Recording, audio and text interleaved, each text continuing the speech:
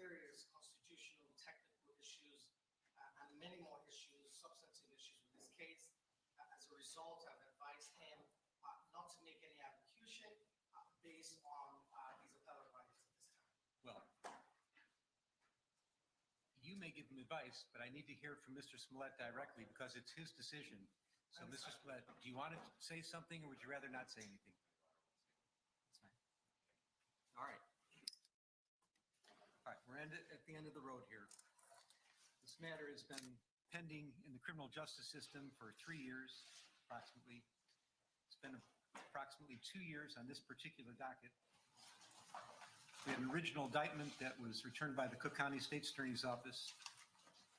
There was a quick dismissal that occurred in this case that caused tremendous consternation in the community, and to this day is a basis of great confusion and misunderstanding and mistrust.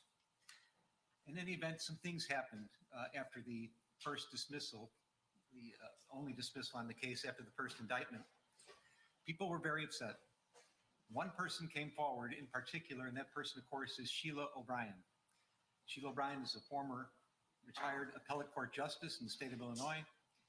She came to court as a common citizen without credentials, just by herself. And she said she had a grievance and she wanted her grievance heard. And she thought that with the handling of the case by the State's Attorney's Office of Cook County was so upsetting that she was losing sleep. And she explained in her petition all the reasons that she thought that a special prosecutor had to be appointed, not to necessarily indict or do anything in particular, but just to look at this and give it a fresh look because something appeared to be wrong. The case ultimately got assigned to Judge Michael Tuman. And I can say that among his peers, among his fellow judges, Michael Tuman is considered cream of the crop. He's a long-standing veteran judge, been a judge longer than I've been a judge. He sat in this building for many years. He sat on the appellate court of Illinois. He's the current head of the juvenile justice system. He has been a long-standing judge who has a reputation for knowledge, integrity, honesty, and always knowing what the right thing to do is. He took this matter under advisement and hearings were conducted. And after all these hearings were conducted and he listened to both sides, he heard from Attorney Cook County, he heard from Ms. O'Brien, he recognized that there was confusion in the public. There was concern that confidence in the criminal justice system locally here was at risk and may have been damaged, and that the case required a second look. And Michael Tuman, in his wisdom, sought out the proper, what he thought to be the right person to address this. And he identified Dan Webb and the Winston Strong law firm as the people that might be able to take on the task. Dan Webb and Winston Strong agreed to take on the task. And as I already indicated, they did this pro bono, which means they did it for free. I don't know that at the time they signed up for this, that they had any idea that it was going to be as work intensive as this case has become. This case took several years, and we were slowed down by COVID a little bit, but the amount of pretrial motions that were filed were exhaustive. I have never, other than death penalty cases, which I used to preside over, seen anything like the extent of filing of pretrial motions. And I'm not faulting the defense for filing many motions. I will just say that this case received as much attention and was gone over every little bit of it by a fine-tooth comb as thoroughly as any case I've ever seen before. The stacks of pleadings are high. I've got stacks on my desk that are unprecedented. And we had to wade through all of them, and it took a long time to do that. And there was a tremendous amount of attorney manpower and billable hours that were lost by the Winston Strong firm. And they did it selflessly. They did it because they thought they needed to do the right thing. All I can say as a member of the judiciary, thank you, because that was very, very extraordinary. And I have no idea what the amount of billable hours are, and I can only imagine, but I think it is huge and truly significant. In any event, what happened here is that after Mr. Webb and his team reviewed the case, they had several assignments, one of which was to look into the conduct of the State's Attorney's Office, and they returned a report to Judge Tuman about that, their findings about that, another about the Chicago Police Department and their handling the case. They did that. But what's relevant here, of course, is that they went to another grand jury and they returned a second indictment. And the second indictment, ultimately by random, got assigned to this particular court. And we came here. We've been here for a couple of years now. Well, the pretrial motions have been resolved. A trial by jury was held. The defendant was found guilty of 5 to 6 counts of felony disorderly conduct, class 4 offenses. Our post-trial motions have now been resolved. The pre-sentence investigation has been completed, and we're at the final step of proceedings on the trial court level of the criminal case, and that's sentencing. Let me talk first about the sentencing range, because I think there may be some misunderstanding, at least how the court assesses the sentencing range. This is a class 4 felony. This is the lowest class felony in the state of Illinois. I will note that legislatures throughout the country, in Illinois in particular, have constantly cut into judicial discretion and forced us to have mandatory sentencings under different circumstances. We have to do this and we have to do that, and try to have some kind of cookie cutter justice. But that does not exist in this case for me. I am left unfettered. Under Illinois law, the range of sentence in this case is as follows. Mr. Smollett is looking at a probationary term of up to 30 months. He can receive time in the county jail as a condition probation of up to 180 days. He can be ordered to perform community service, ordered to participate in behavioral classes, ordered to pay restitution, ordered to pay a fine. He's also subject to a penitentiary sentence of what I find to be 1 to 3 years. Now there's talk about, well, what about 5 counts? Shouldn't he be at least eligible for a 15-year sentence? There are ways to analyze Illinois law and say that in a case where there are 5 counts, that consecutive sentences might be required or might be at least considered. I don't believe that I could ever make the findings that are necessary in Illinois law, and I'm not going to have a long dissertation about it, but I don't think those findings would apply. I don't think Illinois law, for the facts I have before me, would allow for consecutive sentences. So as far as I'm concerned, the penitentiary sentence, should there be one, would be 1 to 3 years. I'm mindful that there's acute public interest in this case. We have television cameras that they want to be here, and they are here. People are watching. People seem to care passionately for varieties of reasons about this case, and the reasons are many. And let me be clear that the sentence that I put down today and render down to Mr. Smollett is not in any way, shape, or form to assuage any public sentiment in any form at all. I'm listening to things that were brought to me in court today, people that have participated in the aggravation and mitigation portions of the presentation today, but this is not for the public. The sentence that's going to be rendered today is going to be strictly for Mr. Smollett. It's going to be fashioned for him. And when a judge sentences somebody, and I've been doing this for quite a while now, you have to look at both the crime that was committed and the person that committed it. How did the person get here? Who is this person? What is the crime? You put them together, you look at the sentencing range, and you try to find something that is just and fits and makes sense and that is right. And that's what we're going to do. Let me tell you, Mr. Smollett, I know that there is nothing that I will do here today that can come close to the damage you've already done to your own life. You've turned your life upside down by your misconduct and shenanigans. You've destroyed your life as you knew it. And there's nothing that any sentencing judge could do to you that can compare to the damage you've already caused yourself. So who is Jussie Smollett? Who are you?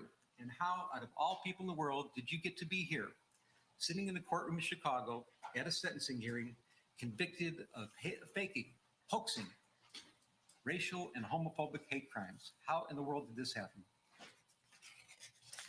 Well, there are ironies in this case, and the ironies are many and they are profound. And I'm talking about the testimony I heard under oath from Mr. Smollett, corroborated in large part by the pre-sentence investigation. Mr. Smollett chose to take the witness stand, which of course is his right. He took an oath and he got on the witness stand, and the first thing he did was to introduce himself to the jury. He wanted the jury to know who he was, where he came from, what he was about. And I heard it on the witness stand. I heard it corroborated today by the witnesses that came and testified on his behalf. There's no question, Mr. Smollett was born into a mixed race family. His mom is an African-American woman. His dad was a white Jewish man. There were 6 siblings. And if you can say anything about this family, and we're talking about a very, very tight-knit family, a village that was always in sync with each other, that cared about each other, was completely, wholly supportive of each other, you know that this family knew about matters about social justice more than anything else. That's what the family stood for. It is part of the fabric of their existence. I know that Jussie Smollett grew up knowing to be sensitive to matters about racial discrimination, any kind of discrimination, any kind of social injustice. And as a matter of fact, I'm learning more about it as we're going on in the letters I've been receiving, in the testimony I've heard today. He's been doing this all his life. He doesn't just talk the talk, he's walking the walk. He's out there, he's advocating, he's involved in the community. He cares deeply about social justice issues.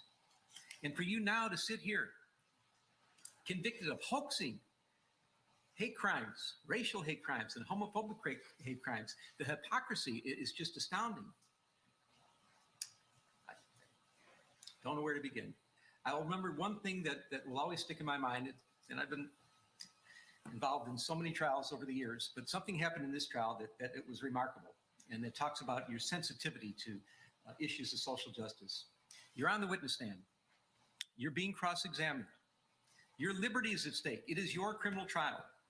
Mr. Webb is winding through some things on cross-examination, and he's going through some social media communications, and whether it was Instagram or chat or text, a little quibbling about that doesn't matter. But Mr. Webb found a line that he wanted to confront you with. He said, "Didn't you say," and he used a word starting with the letter N,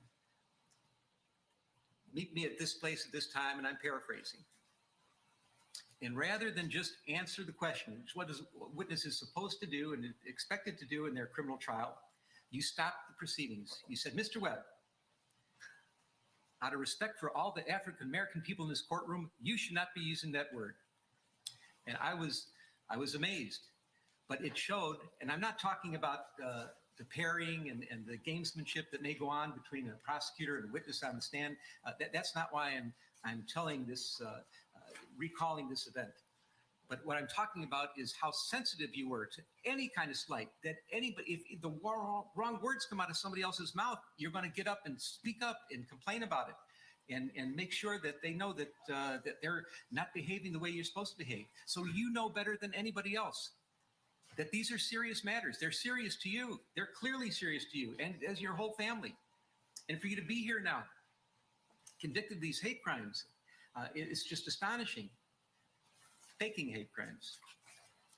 So why did this happen? That's a good question. I think that's the question on everybody's mind. There's some conjecture you did it for the money.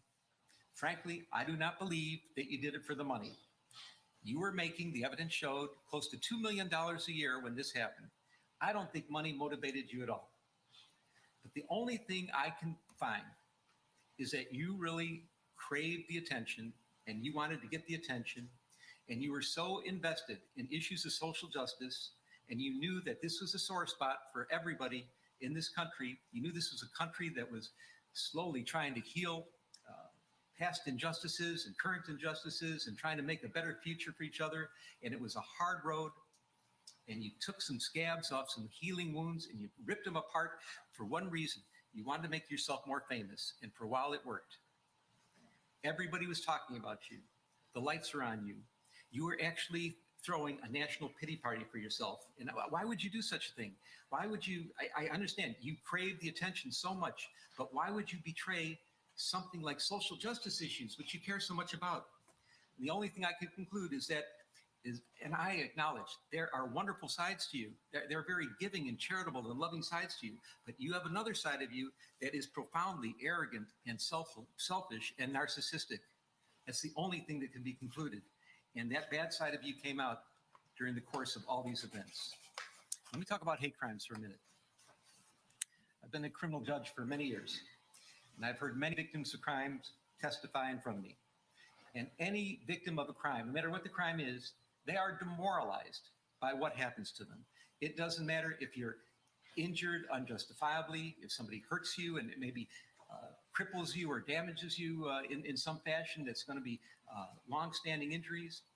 If your property is stolen, your vehicles are stolen, people go into your homes, your possessions are stolen, People do all kinds of terrible things. It is a demoralizing experience. And sometimes it's the worst experience that anybody can ever go through in their entire life.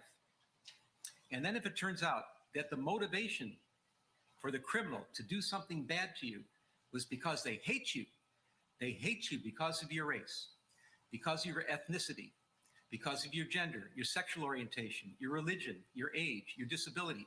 If that was the reason for it, it is exponentially worse. There is nothing worse than to be a victim of a hate crime. It is the worst thing that can happen, especially in our country with all our history and all that we're going through now to try to get around some of these issues. Hate crimes are the absolute worst. And I believe that you did damage to real hate crimes, to hate crime victims. There are people that are actual, genuine victims of hate crimes that you did damage to. These are people that have a difficult time coming forward. They may be mistrustful. They may not want to bring it to the attention of the community or first responders. There may be some trepidation. I don't know for sure how much damage there was. I don't know how this is going to impact other people, if they're going to be hesitant to come forward because they're going to think that they're going to be accused of acting like you and doing a stunt like you pulled here. I don't know if first responders are going to be more doubtful and skeptical of people that come forward, real victims of hate crime, because of what you did here. I'm hoping it's not that way. Now I'll show one of the ironies in this case, and I find this pretty profound. I got letters from people that advocate about victims of hate crime their entire lives. They devote their lives to this. I'm talking in particular, Derek Johnson, president of the NAACP, Reverend Jussie Jackson. He's an icon here in Chicago. No introductions necessary. They devote their whole lives to addressing issues about social injustice and hate crimes. And they are here today asking me to show you mercy. And I take that seriously. I find it profound. I take it seriously. And I know that they're in a better position than myself to educate the public about that topic, about the damage you've done to real victims of hate crime. And I am confident that because of all the attention that you've garnered here on this case, that they are going to seize the opportunity and they will educate the public, and they'll be talking about this, and they'll try to mitigate some of the damage that you've caused to real victims of hate crimes, and they're better positioned to do it than I am, and I will defer. But I will acknowledge that you have done some real damage.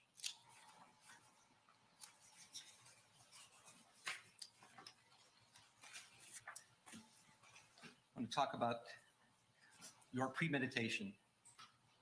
Again, I've been a criminal judge for many years, and I know that people end up where you are right now, awaiting sentencing on their criminal trial. And how did they get to court? How did that happen?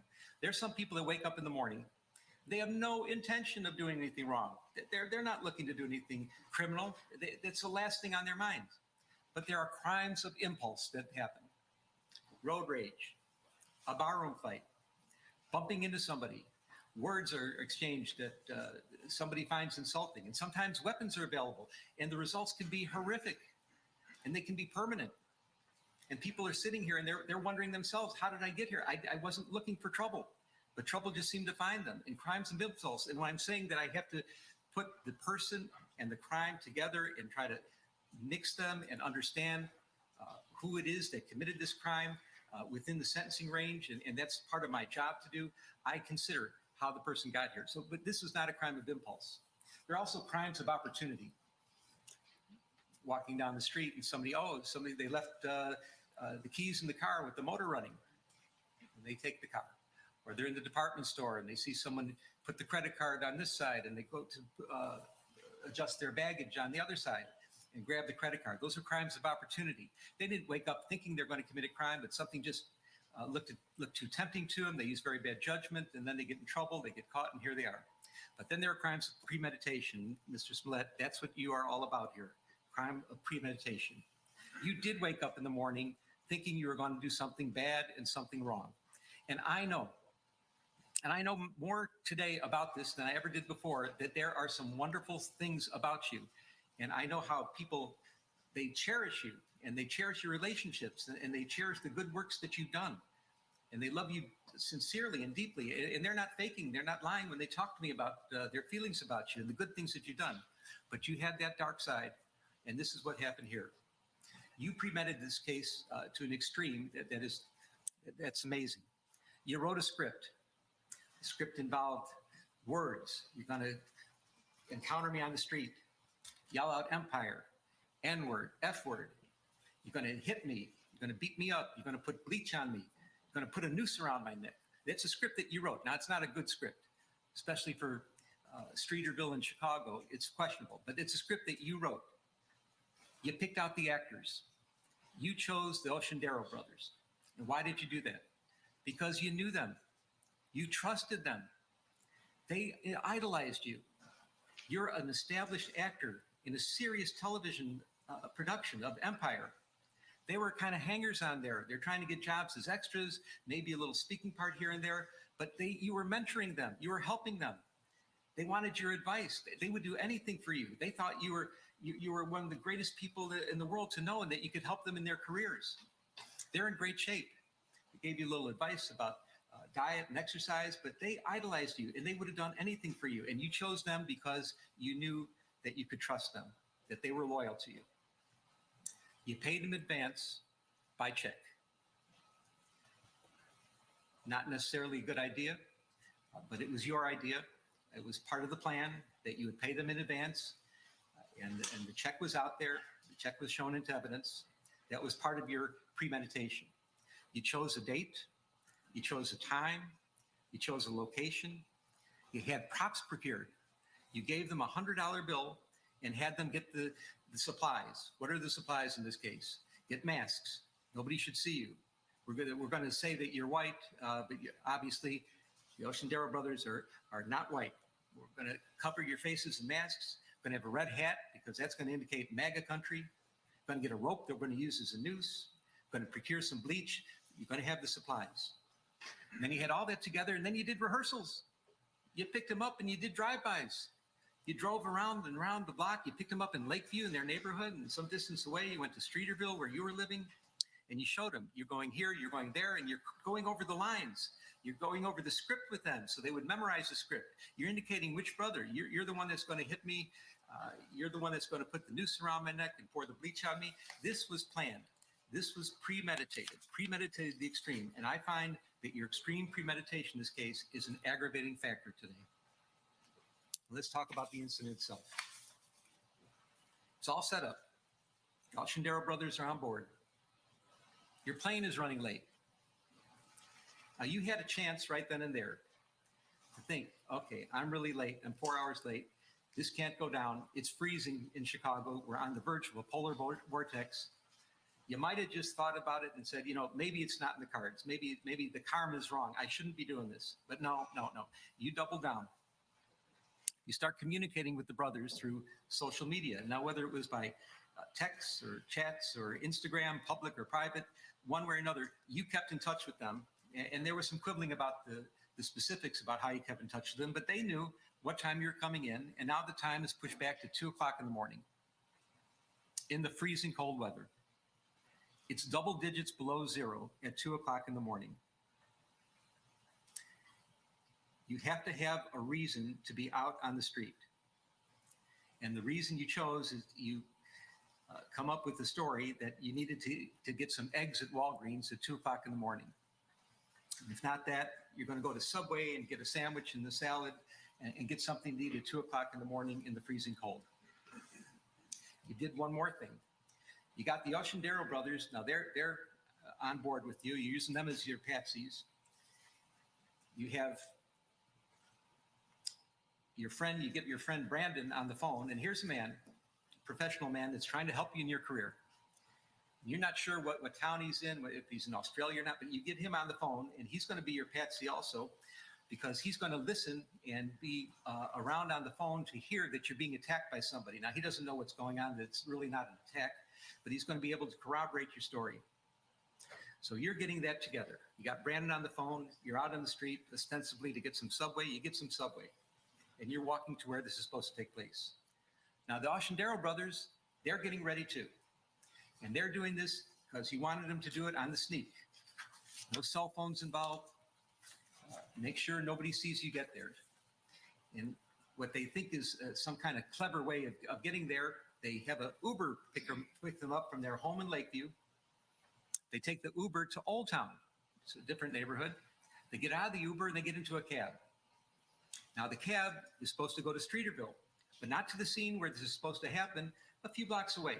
So nobody actually sees them get out of the cab, and this works out the way you want it to work out. So they get there a little early. They're walking around. They're sitting on a bench for a minute. But at 2 o'clock, the time that you said this is supposed to happen, at the place you said it was supposed to happen, at the moment you said it was supposed to happen, they appear.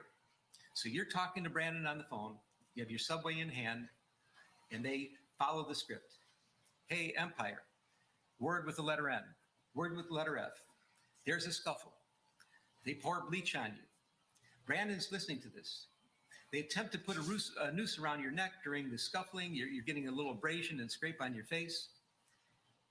A car goes by, and the brothers take off. They leave. They never did get the noose around your neck. So what do? You gather your belongings. You get the cell phone. You're talking to Brandon. Hey, did you get jumped? Yeah, I got jumped. I got mugged. Did you hear what happened? You're trying to make sure that he heard the words that were spoken. You grab your food, and you took the noose that they never did get around your neck, and you put it around your own neck. I repeat, you put the noose around your own neck.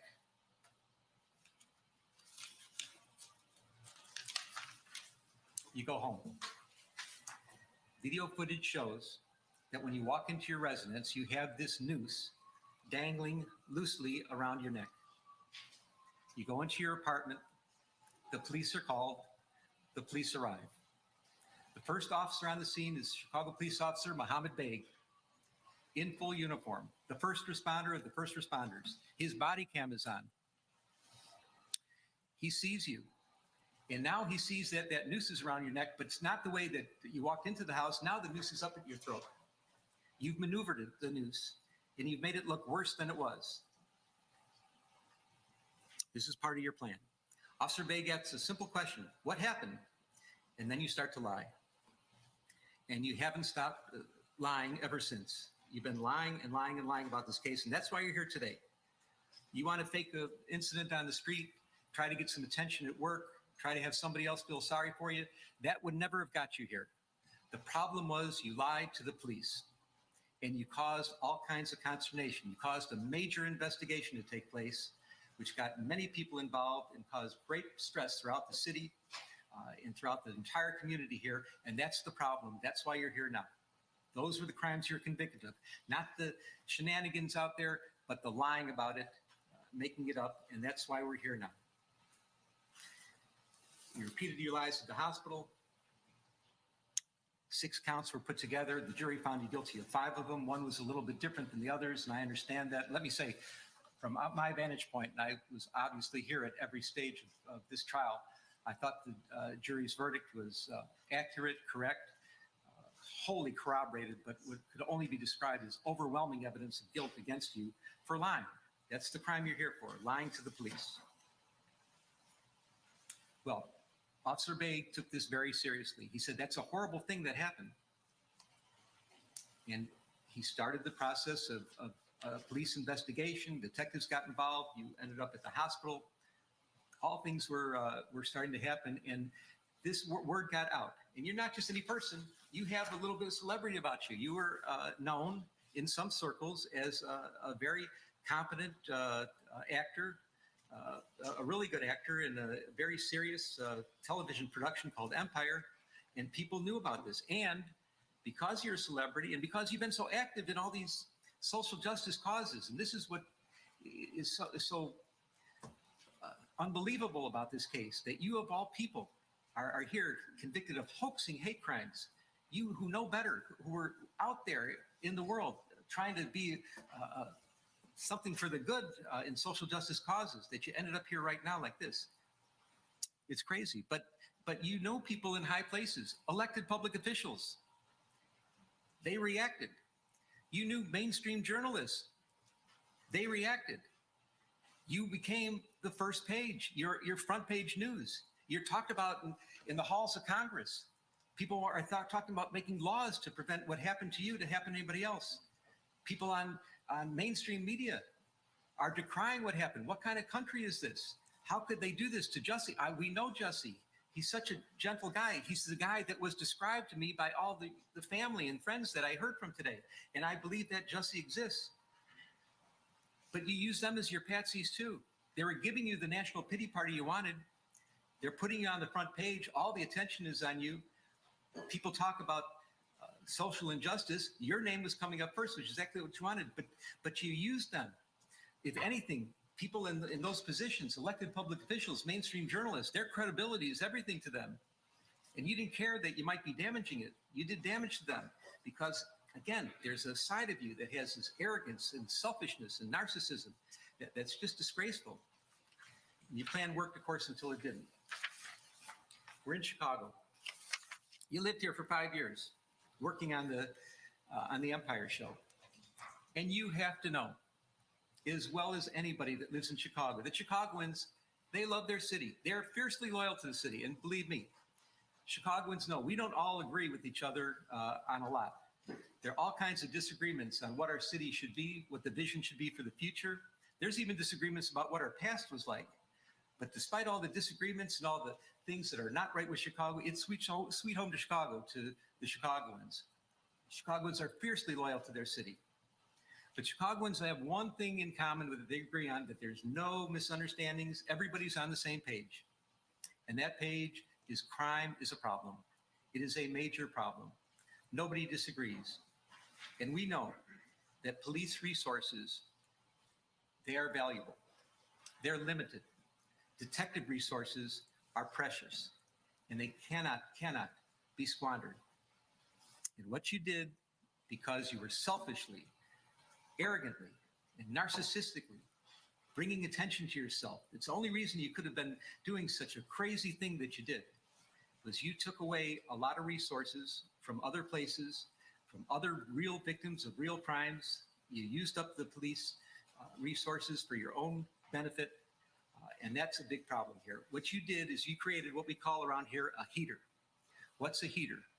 A heater is a case that when it's reported to the public conscience is shocked to such an extreme that the public is demanding that the police solve this crime here, right now, right here, right now. Everything else has to take second place. The heater has to be addressed. And you created a heater. And boy, did they put on an investigation. And I know that I've been listening to Chicago police officers and listening about police investigations for many years. And it's certainly not a perfect police department. It's perhaps unfairly maligned in some respects as well. I'll match the homicide detectives here against any in the country for their competence and thoroughness. Not a question about that. But what they did in this case is extraordinary. I've never seen, even in some murder cases, the amount of police work that went into this investigation. You did exactly what you didn't want to happen. They put so many police resources into this. When I say what you didn't want to happen is you never wanted this case solved. You thought that somehow you'd be able to skate by and nobody would ever know what really happened here. And you're going to walk away from this. And it didn't go down like that at all, of course. So they solved the case. And what happened? Turns out that you're not a victim of a hate crime. You're not a victim of a racial hate crime. You're not a victim of a homophobic hate crime. You're just a charlatan pretending to be a victim of a hate crime.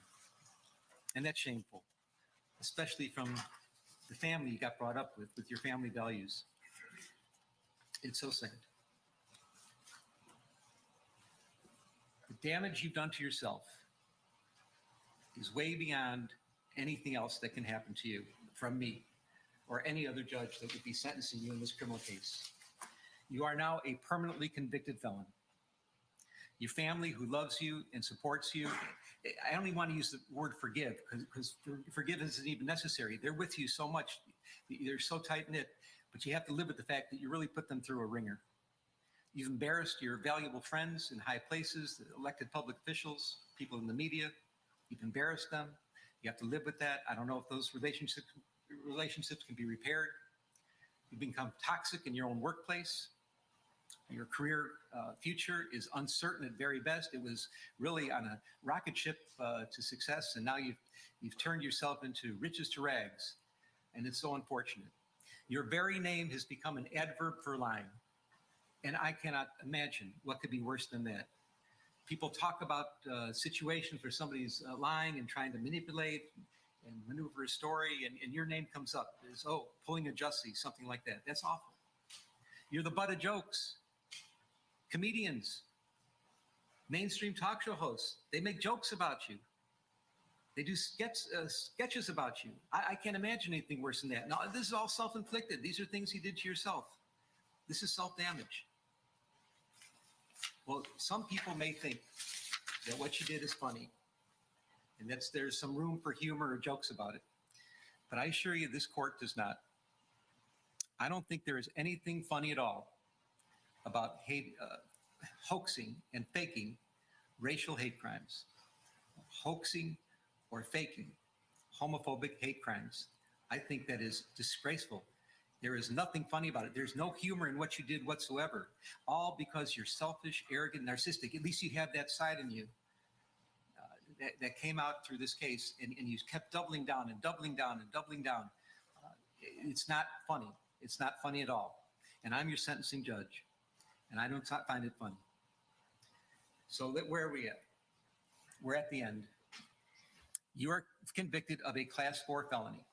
It's presumptively probationable, but we have some real serious aggravating factors here. Your premeditation, which I've described. The pain you've caused to real victims of hate crimes, which I've described. The damage you've done to the city of Chicago, I've heard. It's been talked about. I'm mindful of the city's request for restitution. And if I'm going to fashion that, consider that request, I have to fashion the sentence accordingly. And above all, the capper of all cappers, your performance on the witness stand. This could only be described as pure perjury. You got on the witness stand, you didn't have to, you did, you certainly have a right to, but you committed hour upon hour upon hour of pure perjury. And I find all those to be ample factors. If this court were to decide that the things you did, that any kind of probationary sentence would deprecate the seriousness of the offense and you need to go to the penitentiary, the record is clear and it would support it. But I'm looking at everything in its totality. And I agree. It's told to me today, you can't judge everybody by one bad thing they've done in their life. I don't know if it's the only bad thing, but it's the only bad thing that I'm concerned about now. And that you do have quite a record of real community service and quite a record of attaching with people. There is a lot of mitigation in this case as well.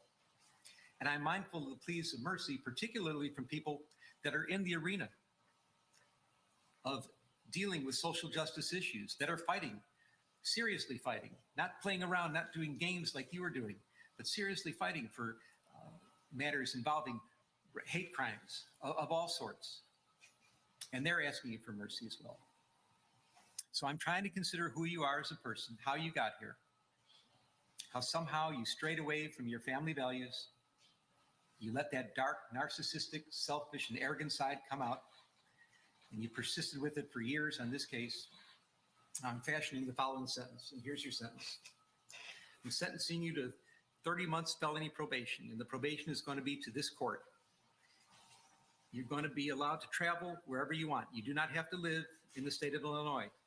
You can report by phone. I know that if you're going to try to make a living and do some of the things you do, you may have to go to other places, New York and Los Angeles. You can do those things. You will pay restitution to the city of Chicago in the amount of $120,106. You are fined $25,000, which is the maximum fine. And you will spend the first 150 days of your sentence in the Cook County Jail. And that will start today, right here, right now. Mr. Smollett, though the jury found you guilty and I've sentenced you as I have, you have the right to appeal the findings and rulings of the court or ask your sentence be modified. To do those things, you need to file a notice of appeal in writing within 30 days. You may also file a motion to modify your sentence, which would have to be filed in writing within 30 days. Anything not stated in those filings are waived for purposes of appeal. You cannot afford lawyers or transcripts. They would be provided free of charge. Do you have any questions? No, I would just like to say to Your Honor that I am not suicidal. That's what I would like to say. Okay, I am not suicidal. okay, I am not suicidal. I am innocent, and I am not suicidal. If I did this, then it means that I stuck my fist in the fears of Black Americans in this country for over 400 years and the fears of the LGBTQ community. Your Honor, I respect you and I respect the jury, but I did not do this. And I am not suicidal. And if anything happens to me when I go in there, I did not do it to myself. And you must all know that. I respect you, Your Honor. I respect your decision. Jail time. I am not suicidal. okay. Mr. Uche, let me inquire, are there any post-sentencing motions you care to present right now? Yes, Judge. Yes, Ms. Widow. The defense would wish to present a motion to reconsider sentence. All right. And file it in Stanter. Right, it is timely filed. Thank you, Judge. And let me say, I've obviously considered the sentence at great length. And it's timely filed, so it's preserved for purposes of appeal. Motion to reconsider sentence is respectfully denied. And is there another, one second, Randy, anything else? Just a second. Is there going to be a notice of appeal filed? Yes, Judge, we're filing a notice of appeal, going to be emailed into the court record, to the office. You're doing it in Stanter? And are you going to be handling the appeal? Judge, as of now, yes. Well, you have to commit to handling the appeal Yes. through the appellate court, okay? All right, those appeal may be filed. Charlotte, and now I need the prosecutors to work with Charlotte, the probation officer, to work out probation specifications with the conditions I've just explained. 150 days in the county jail, the restitution, the fines. Oh, and also statutory DNA and costs are ordered as well. That's statutory. So you have to fill out the probation specifications. And I'm going to get somebody to help you do that, but we need to get that done in Stanter. Anything else today? Yes. Your Honor, if I may, in light of the notice of appeal, we would ask that you suspend the jail sentence in light of the Do what? filing of the notice of appeal. Did I do what? Suspend the jail sentence in light of the notice of filing of appeal. That will be respectfully denied. Yes, Mark. Mr. Lewis. It can be stayed in light of our notice of appeal. No, I'm not staying. No. The wheels of justice turn slowly, and sometimes the hammer of justice has to fall, and it's falling right here, right now. I'm not staying this. This happens right here, right now. Okay. Charlotte? I know you said this that Mr. Smollett removed. Yeah, I'll talk to you about it. I'll give you those details. Okay. Okay? All right. Any other matters to come before the court today? All right. Defendants remanded to the custody of sheriff. Court is adjourned.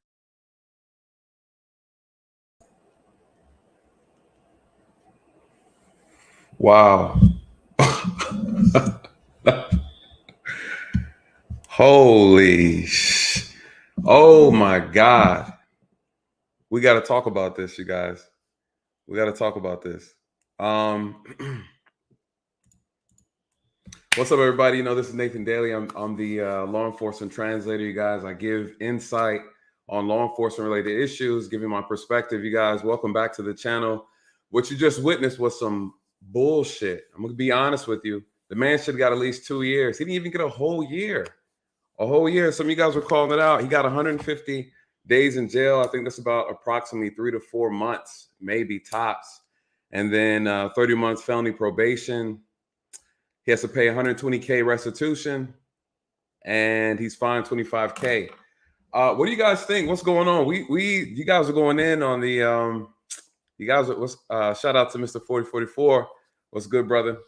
You guys are going in on the chat. Please, if you're new, just getting in, please hit the like button. We got 130 in the building. I'm gonna go ahead and drop the link. So if you guys want to come up and speak your piece, please.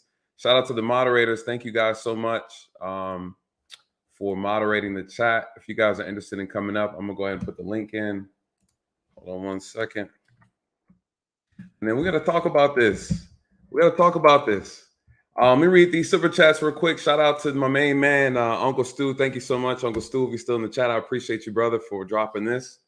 I appreciate the support. What else we got? Sir Hell Speaks, the gentleman himself. So shout out to bro, Real Nathan Daly in the chat. Thank you so much, Sir Hell Speaks. You guys, if you're not following him, he has a great channel. I love looking at his content. The moderators can drop his link.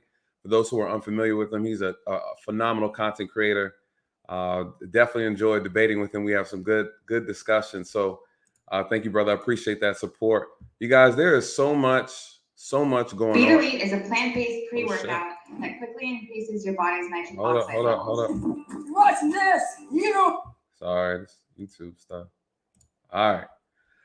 So how you guys doing? Thank you guys for showing up. Let's talk about what happened. You guys, listen, the judge did exactly what the judge did, but then judge failed in dropping the hammer. You know, he failed in dropping the hammer appropriately. Oh, someone said 5 months. 5 months in Cook County Jail, you guys. Chicago jail is no joke. Of course, they're going to put him in like protective custody area, whatever. And that little comment that he made at the end saying that, hey, I'm not suicidal, you guys. He made a point. You know, it's kind of creepy. It's creepy because honestly, it feels like he knows something that we don't know, right? Boo said, I think it's going to be a nationwide shortage of anything can be useful. Y'all are tough. Y'all are tough. Shout out for pound, my man. He said, build up for the soft landing. Yeah, he had me going, but you called it pound for pound. You called it because I sure knew he was about to drop it on him. Thank you so much for this super chat. I really appreciate it. You guys, what do you think? Someone's definitely has threatened him. I can tell you that. Either that or he's full of shit. Right? Plain and simple. We know. What did the judge say? The judge said he's been perjuring the entire time. I'm a little disappointed in the judge, though. He gave him a tongue lashing, but at the end of the day, he didn't follow through. He did not follow through. Maybe the judge had some pressure on him as well. I think there's a high likelihood that he's probably going to take his own life. You know, God forbid, right? We don't want that to happen. But what the judge called out, he called out his narcissistic personality. You guys, we saw it the whole time. We saw it coming. He's very narcissistic. You could tell by his actions. You could tell how he framed this entire scenario. He orchestrated this thing like a man. He acted it out. You know, Jussie Smollett is the main actor in the demise of his own life.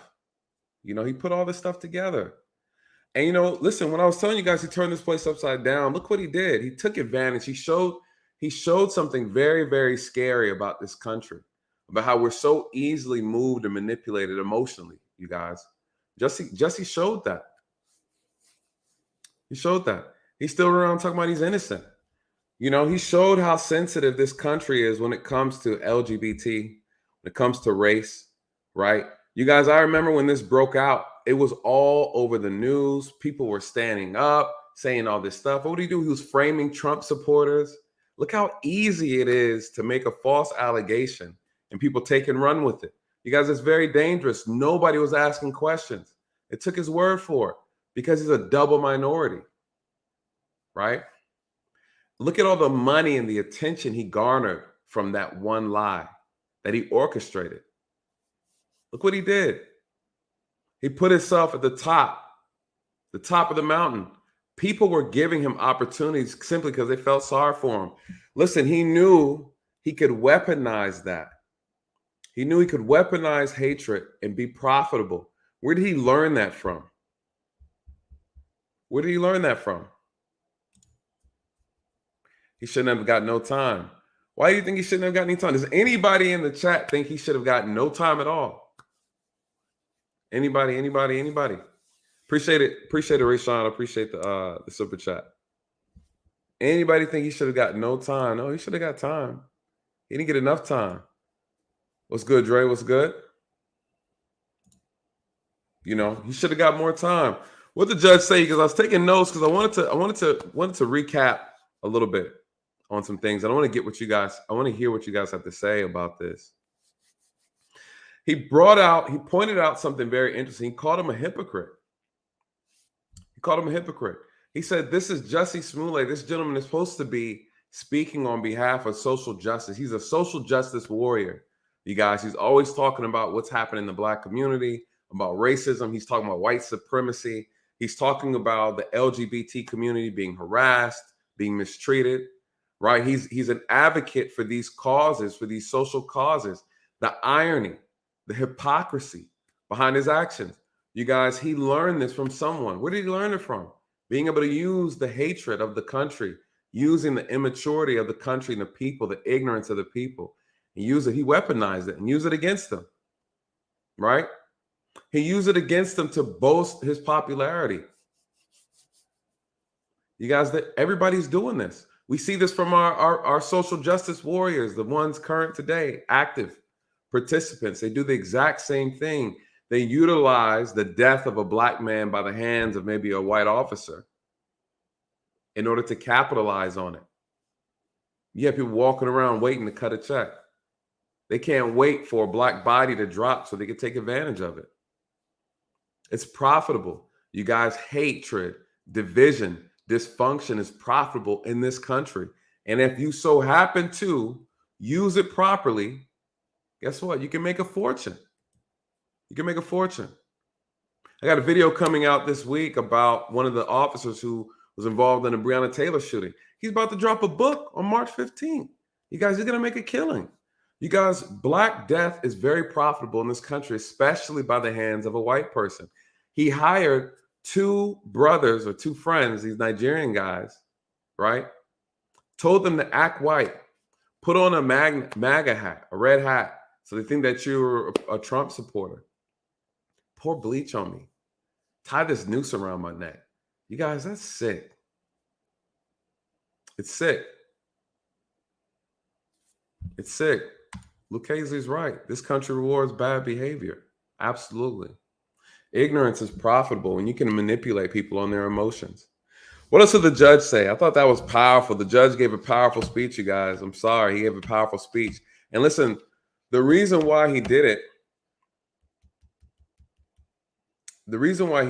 was because this event, this entire trial was never televised. So we didn't get a chance to actually see all the lies and the foolishness that Jussie was going on with.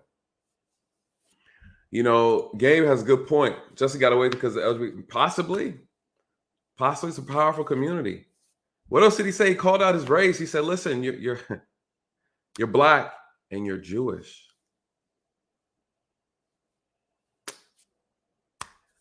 Yep. He called him out. The judge was very, very, very, he pointed out some very interesting things. But I think the judge did exactly what he needed to. He needed to give him that lashing. But when you're talking to a narcissist, you guys, words don't matter. You can call a narcissist anything in the world. They don't believe it. That's the whole part of being narcissistic. You can't tell them anything other than what they believe. Their perception of themselves is reality, aka like a Kanye West. Could you imagine telling Kanye West he's not talented? You would get nowhere in that argument. No matter what data, proof you have to support, it doesn't matter. Right? You could never prove, you could never tell a narcissist. They'll never believe it. Hey, I appreciate it. Ah, the Seattle Black veteran. Yes. I appreciate this, brother. Appreciate it. It's a sharp brother right here. Wise brother. I appreciate it. Muhammad Hussein said white privilege and black privilege at the same time. You know, he's working with a lot of different privilege, you guys. I tell people privilege is not exclusive to the white community. I hate when people think that. It's not true. You know, he has what? He's a double minority. You know, he has the backing of the LGBTQ, right? He's Jewish. There's some Jewish blood in there. You know, he's a celebrity. That's privilege. He has money. That's privilege. He has status. He knows people. He has a network. Look at all those clowns that came up and said, hey, can we rethink this sentencing? No, are you kidding me? Judge, can you rethink the sentencing? The judge slapped him on the wrist. You guys, he should have did a minimum of a year. I think he should have got 2. He should have got 2 years. Raymond said it's money, not race. Depends. Depends on your status. Depends on what you got. You know, you can use being Black as a powerful tool too if you use it properly. He made a statement. He said, listen, that could be his final act, you guys. Hey, I'm not suicidal. So I said, why 2 years? Why not 2 years? Look what he did. You guys, anyone else, his privilege has protected, has isolated him from these charges. You guys, I don't see anyone else getting away with a slap on the wrist like that. He's a celebrity. He is part of the LGBTQ community. He almost didn't get charged at all. He almost skated, you guys. It was the special prosecutor who was really pushing it. He almost got away with this whole thing. He almost made out like a thief in the night. He almost made out, you guys. He has, listen, he works in Chicago. He has a lot of influence. They were barely able to prosecute him. He's privileged, you guys. He's privileged. The judge talked about this was premeditated. Absolutely premeditated. What does Lucchese say? Shout out to Lucchese, the amazing Lucchese. Susan Woods, Nonprofit Solution YouTube channel, has a great presentation on how BLM is fused with the LGBT. Yes, they are fused. They are so fused. It's so bad when they started getting called out, they end up actually redoing their actual biography on their about page. Luckily, I screenshotted all the pages for historical purposes. Yeah, they changed it after people started catching on. People started asking questions. They started making some changes. I'm gonna have to take a look at that though. I appreciate you calling that out, and thank you for the support as always. She's absolutely right, you guys. Check that out. For those who are unfamiliar and the difference between the organization and the movement, you know, BLM is the perfect Trojan horse in the Black community. And of course, you guys, you know, they play on our emotions and we fall for it. You know, typical Black manipulation. Typical.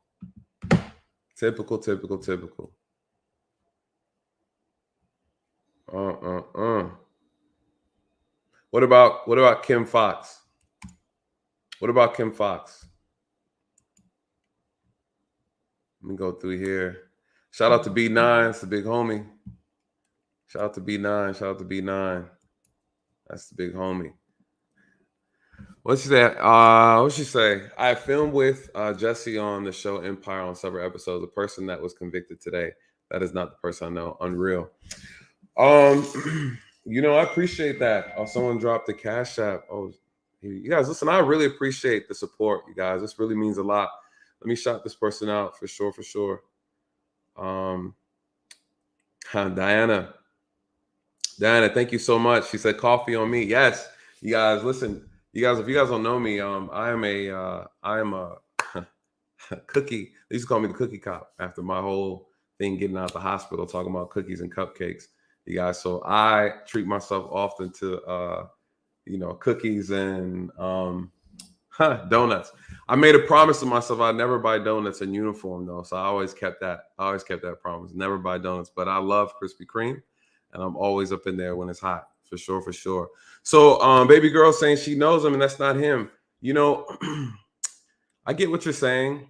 Unfortunately, how well do we really know people? You know, unfortunately, you could say his professional self was probably stand up A1. Some say, or one could argue too, this could be a mental health thing too, right? This is not unnatural for someone to have a mental health break, you guys. I think sometimes we forget how powerful the mind is, and when the mind breaks, it can also have a powerful impact on us, on our behavior. So who knows what he's going through? You know, we also know these are spiritual things that take place too for those who are on that tip. Who knows, right? Who knows? But I appreciate you sharing that information. It is sad to see. It's very disappointing to see. And obviously there's definitely layers to this, even things that we're not, that we don't know about. Premeditated script, you guys. What do you think about the script? What do you think about the careful planning and how you orchestrated this whole thing? Does anybody see a problem with that? And I think the issue is he did it on such a grand scale and it was so believable, right? Because of who he is, his privilege gave him more power to push this. He pushed the police department. Listen, we're talking Chicago.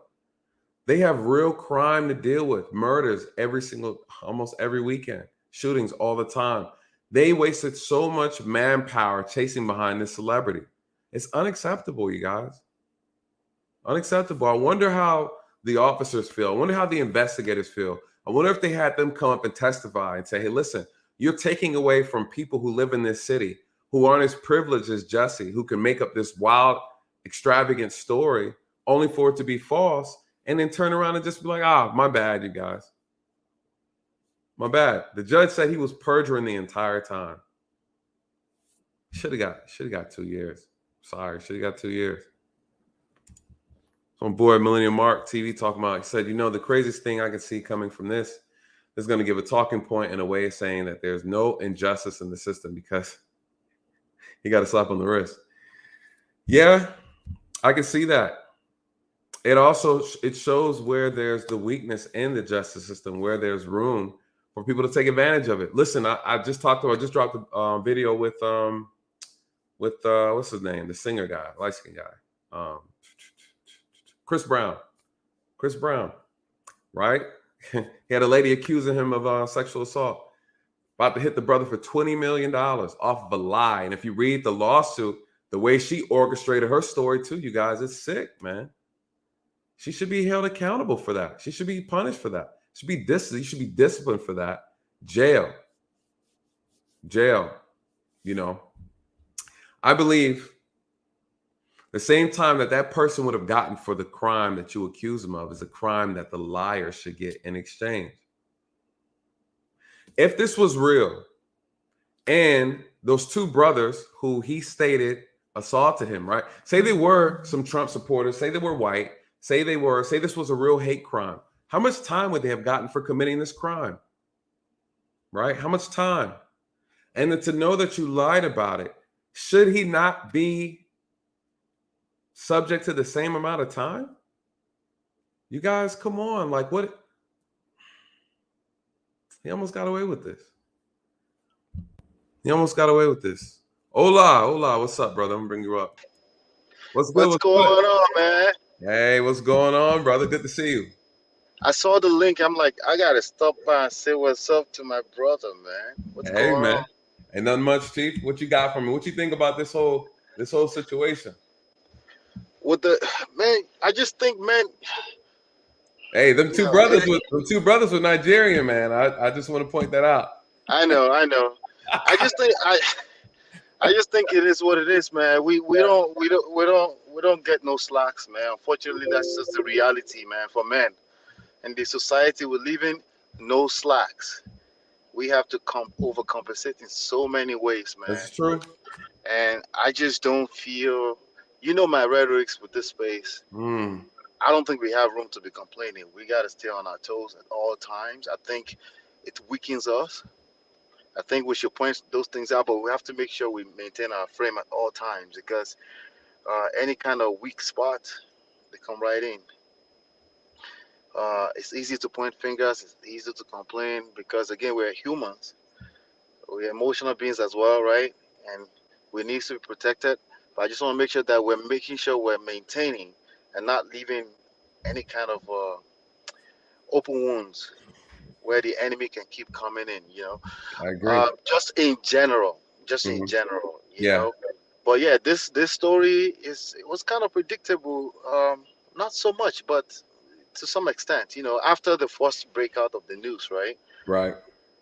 But I feel like when men are not raised properly, I think there's all kind of forces against us, man. We gotta be careful. Yeah, I mean that's the reality. I think but what do you do when you have someone who's they're privileged, they have money, right? They pretty much can just kind of they laugh at the system, right? They can circumvent around it because they have status, they have power, they know people, right? He listen, you couldn't do that, I could not do that, right, and not expect the whole weight of the justice system to fall on our back. Black, white, or indifferent. When you have status and you have power, you can maneuver different. I know. But it catches up. One way or the other, it catches up, man. It's true. I mean, we look at the Bill Cosby situation. I know he was a little bit of some kind of exoneration, but nobody wants to be in their 80 and be locked up for a year or 2 years, man.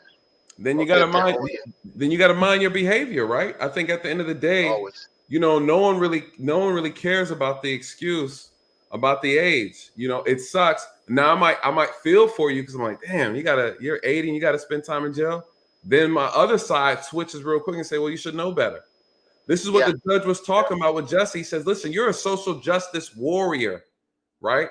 You are a Crayola justice warrior. You come out here and you're singing around about colors all day, about how we're being mistreated, about systemic racism. about unfair, unjust treatment to the LGBTQ community, you're here singing this stuff. Oh, this is what you stand on. And then you turn around and you make a mockery. Oh, he's lost. They lost him. We dropped him. Boy, that struggle stream. So you turn around and you make a mockery of the system. You know? So the judge is pointing this out, the hypocrisy, you guys, the hypocrisy. The hypocrisy behind that. Yeah. You know? You can still hear me, right? Mm-hmm.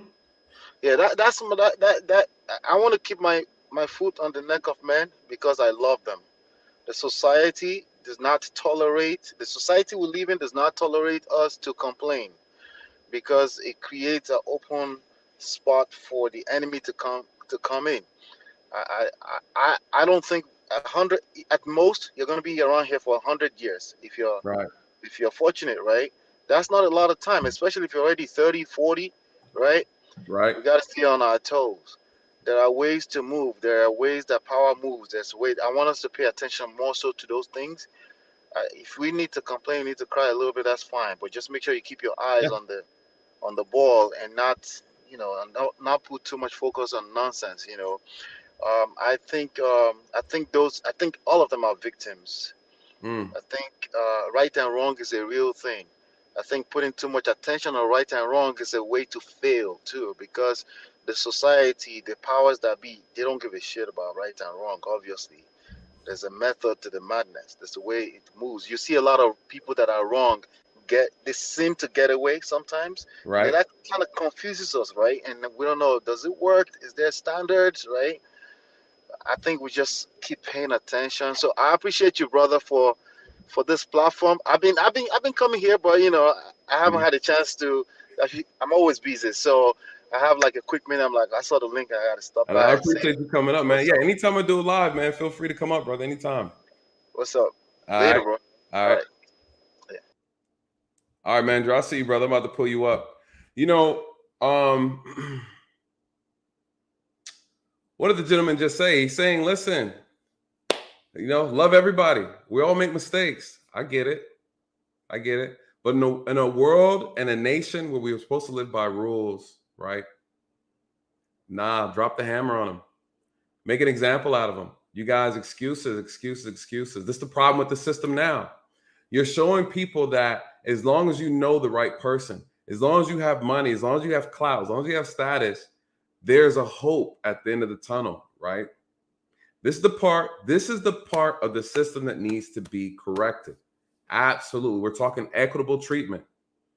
What's interesting is once you set this tone, you got to repeat it.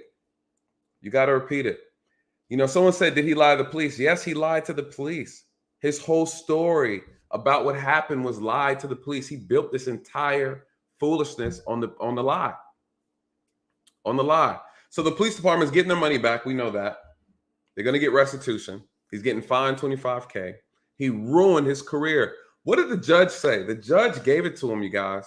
Spoke to him like a father should have spoke to him a long time ago. Right? Being coddled by his family members. Listen, this couldn't have gone down in my family. They're like, listen, we love you, but you know better. Everybody took the mic trying to defend him. What an embarrassment. The judge called it out. He said, listen, not only did you embarrass yourself, you embarrassed everybody who stood behind you. This is a lesson, too, for those politicians, those who are so quick to jump behind these social justice movements. You want to just jump behind something. You're trusting something you don't know anything about. They embarrassed themselves, too. What an embarrassment.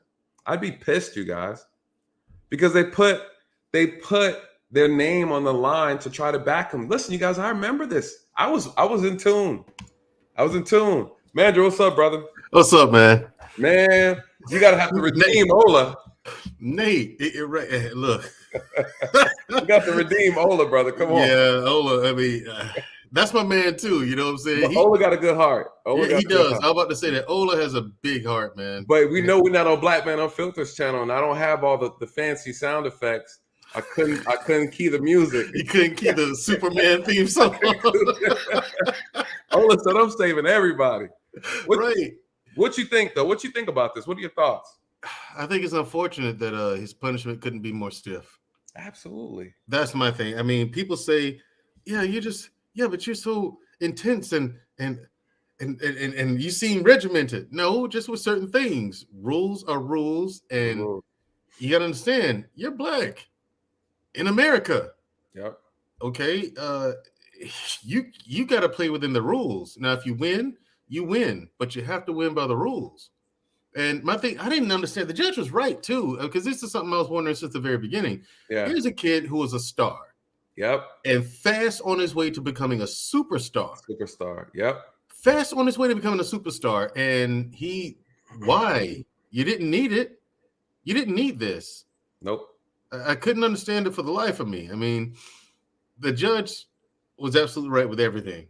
And then had the nerve to stand up and be I love black people and this, that, and the third. It was like, yo, bruh, you haven't learned your lesson yet? I didn't do this. I did just say, I understand, Your Honor. Yep. Thank you. Thank you for showing mercy. Right. Because the judge could have hit him with something else, I think. You know what I mean?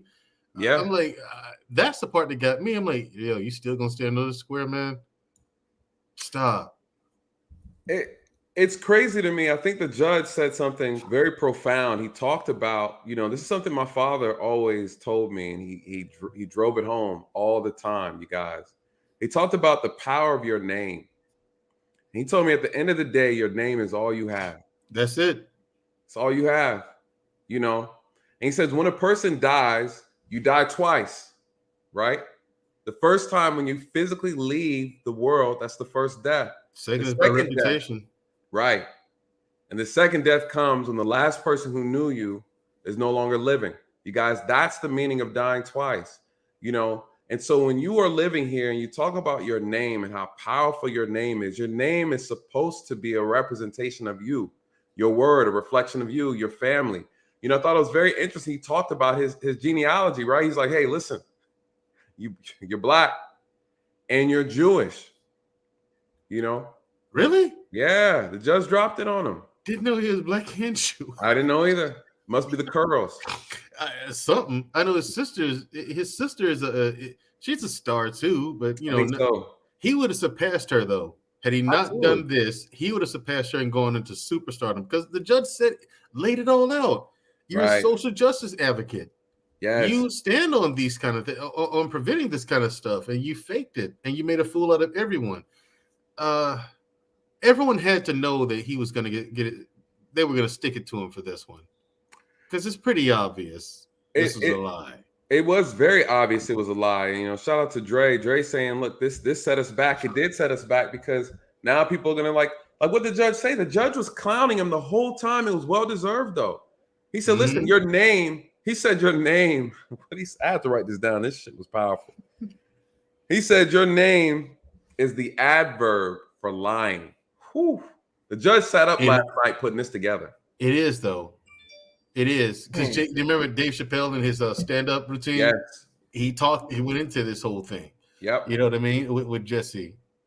Oh, good grief, man. Embarrassing, man. Who's the bigger embarrassment in your opinion? Him or Tiger Woods? I would say Jussie. You say Jussie's bigger than Tiger? Talking about as far as embarrassment? Yeah. Yeah. Why would you say Tiger? Why would you say Tiger Woods? Well, I'm debating in my mind which one. Which one? What? Think of how. But see, here's the difference, though. What did Jussie do? Right. I would say they both made bonehead. These are both people who made boneheaded plays. Yes. Like Jussie, this is a boneheaded play, bro. But this was so the way he orchestrated this, though. Did he orchestrate it though? I don't think it's orchestrated. It just this is horrible.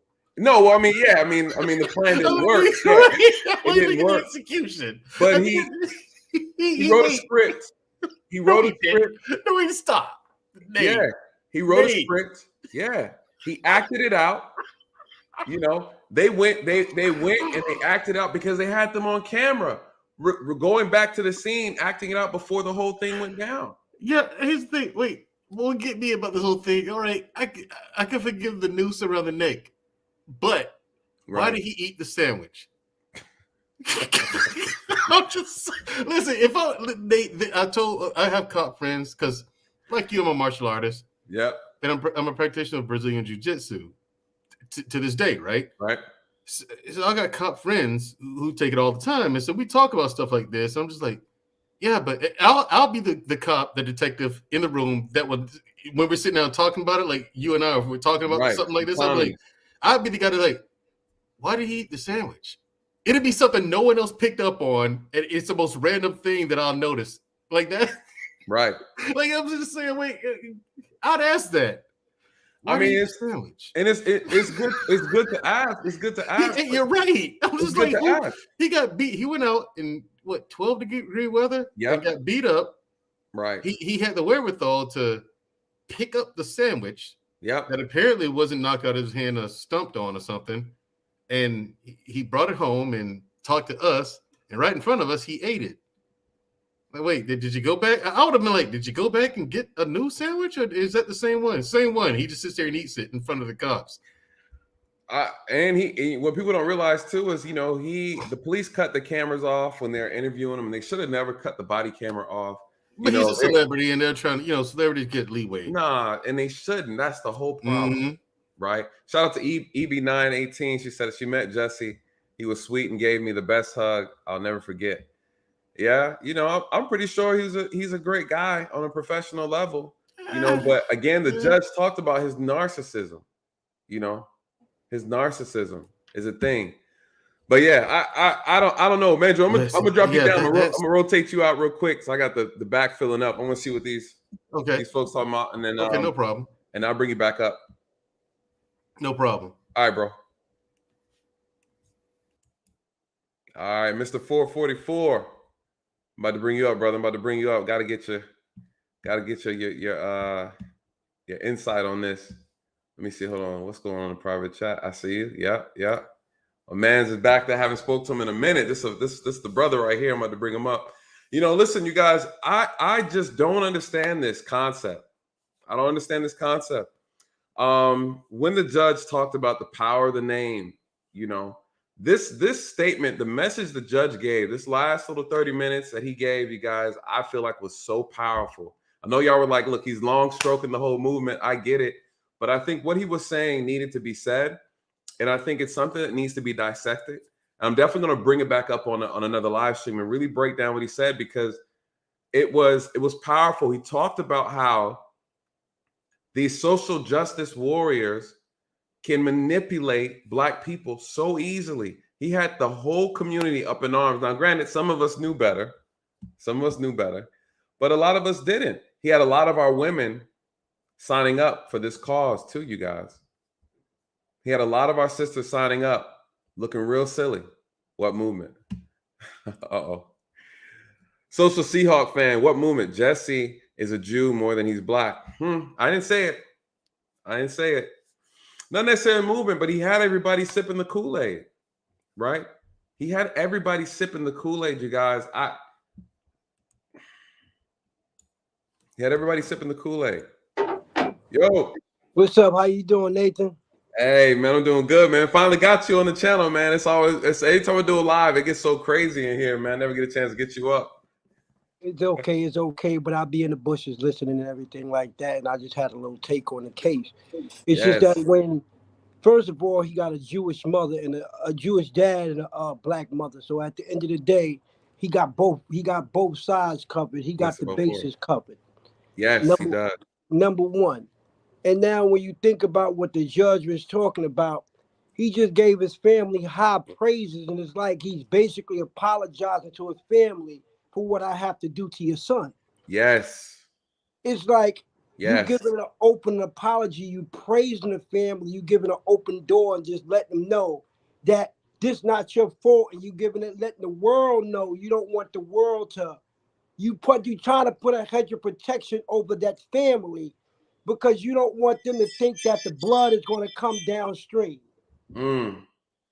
So now you got how could the judge play damage control with the family to let them continue on their crusade of fighting for hate crimes and everything like that? So he have to really hone in on that side, because he don't want that to hinder what the family has built, where he believed that was ethical, and this guy went rogue. Mm-hmm. So you got to understand what the judge is doing. So he want to play damage control with the world. I want y'all to, and then said how he committed perjury, what he did, and hone in on him. Don't hone in on they crusade on what they trying to do.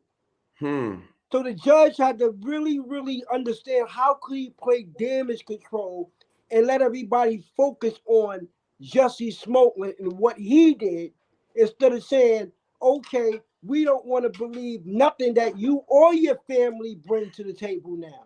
Right. So I think he did a great job on that. He did. It did look like the judge was trying to. The judge made it a point, and I thought it was interesting. He mentioned his race. He mentioned the race makeup, and someone said, Sachi 314 said, Jewish is not a race, though. Nor is black, nor is white. But we understand the social construct that is this country, you guys. We understand. When we say this, we all understanding of what we mean by it. Listen, if we get too technical, listen, that's how Whoopi Goldberg got suspended, right? You guys, we're all aware that there's only one race. It's the human race. And unfortunately, ignorant people divided us up into colors. And that's what we use now, right?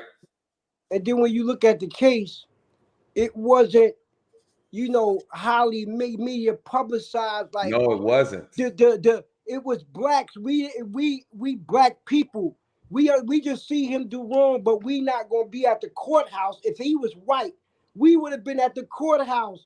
Everybody, the media would have been eating it up, so they would have felt compelled to do something for us outside. Why do you think he was able to get the cameras out the courtroom? I thought that was interesting. They had the cameras in Ahmaud Arbery, and all these other major cases. It wasn't a murder case. It wasn't a high profile case. When it comes to high profile, because when I look at Jussie Smollett, if that was Terrence Howard, somebody bigger, we probably would have had more of the media out there. This guy wasn't you really look at it with the Empire, he was a low budget rap guy that became famous where we made him that. We look at other people that we didn't make famous. We felt like, hey, we could just tune him out. Don't watch him no more. Because nobody's going to put him out there. But another actor, we're going to be more honed in because he may be in something else. This is a career ending for him. If this was Denzel Washington or somebody else, they'd be in another movie tomorrow. Somebody would be at the jail trying to get them to write a script. So this guy you feel you can cancel, so we didn't put up a fight.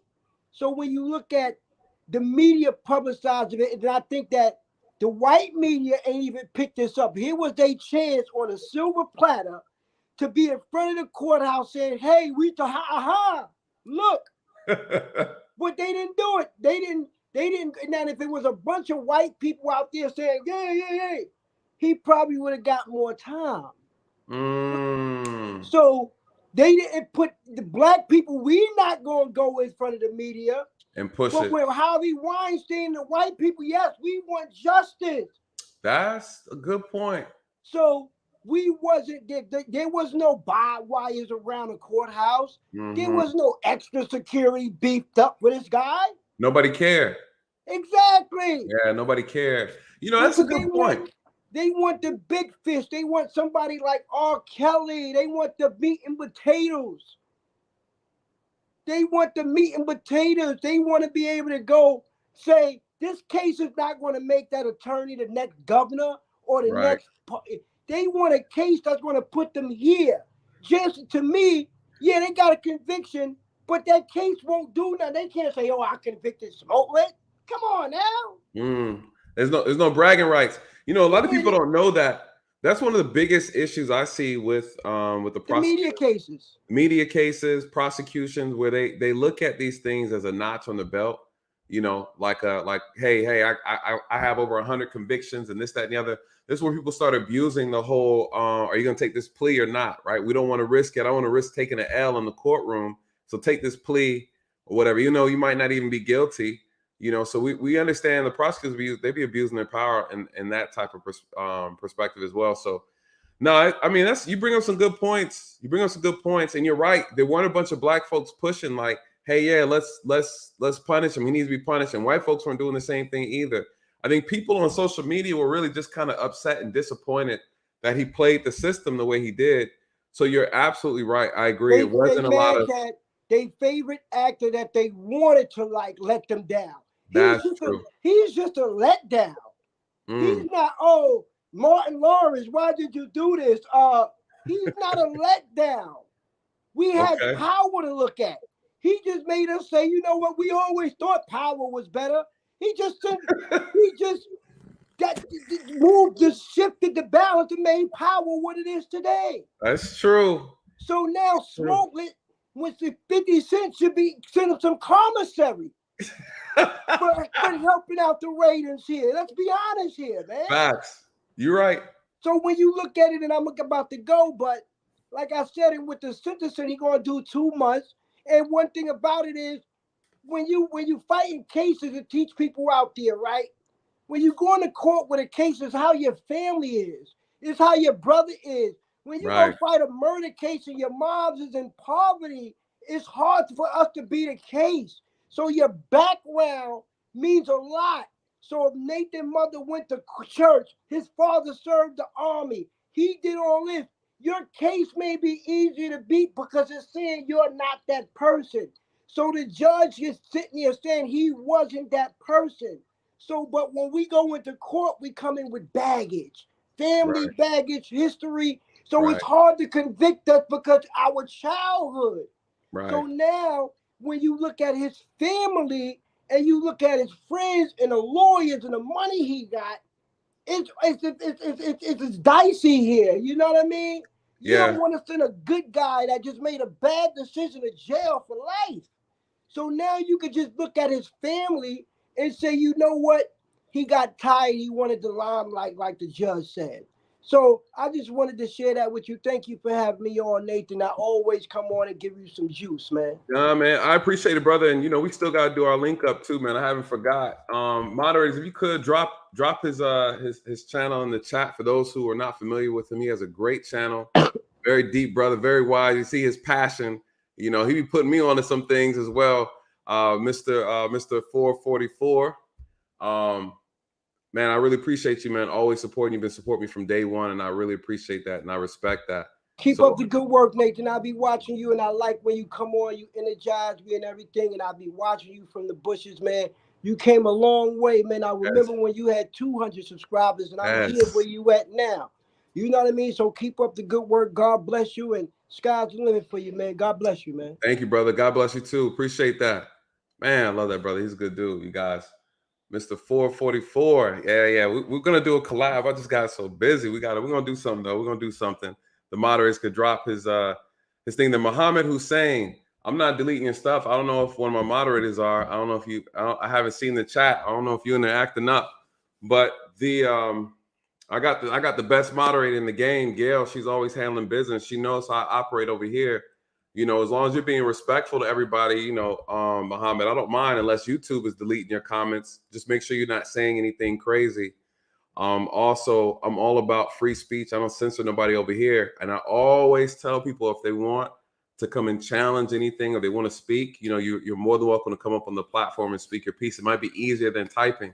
I don't know what you're typing, but I'm sure it's not me deleting it. I know Gail's probably not unless she says something wild and crazy.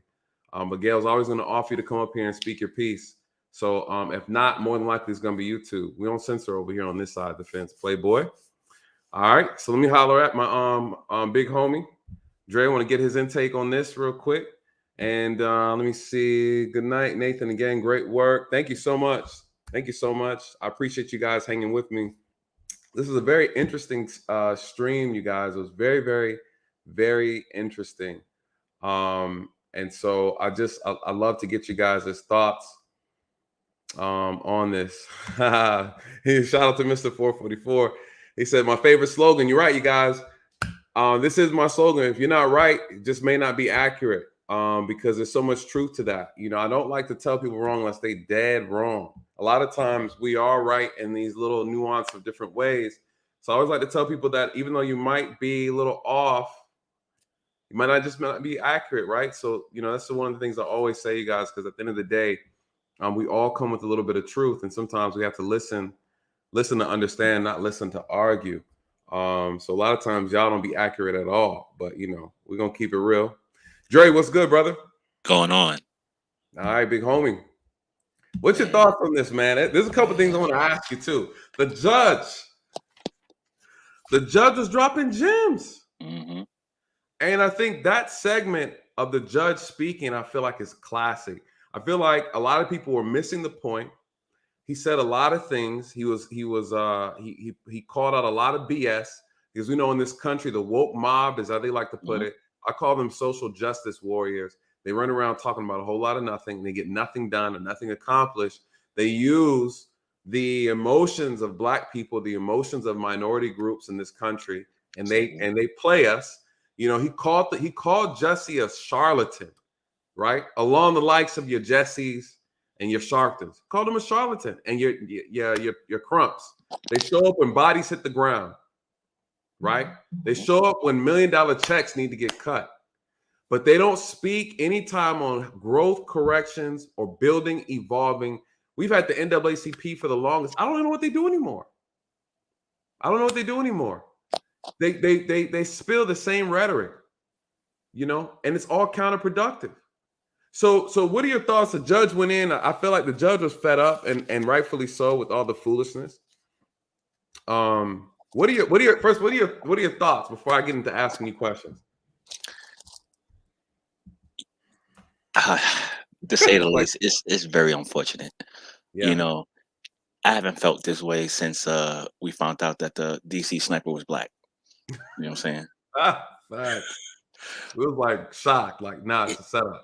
Yo, shout out to Mr. 444. I can tell you from the hood, so enough love. But here's my thing. Yeah, I'm gonna be funny before I get serious. He had a script. He didn't have the budget to get some A-type actors, so he went Nigerian style. And shout out to my Nigerians. I got a lot of Nigerian friends. Shout out to them. Niger. His check was no good. So what happens when you don't pay folks to do dirt? They start talking. Yep. You know what I'm saying? So his money was funny. So that's how he got to this situation. But in reference to him gaslighting the community, whether it's the LGBTQ community, the Black community, the Jewish community, what he did was very dangerous. Yes, very dangerous, because you did it in the height of a transition of when they was trying to create a culture war. Yes, and you try to capitalize off of it, and you didn't have your shit together. First of all, I've been to Chicago. Ain't nobody fucking walking the damn subway at 3 o'clock in the morning. No. They ain't doing it. But then, if you got a little bit of money, during the time of this incident, I do believe they still had Grubhub, right? And DoorDash and Uber Eats. So you could have made a phone call and had that delivered.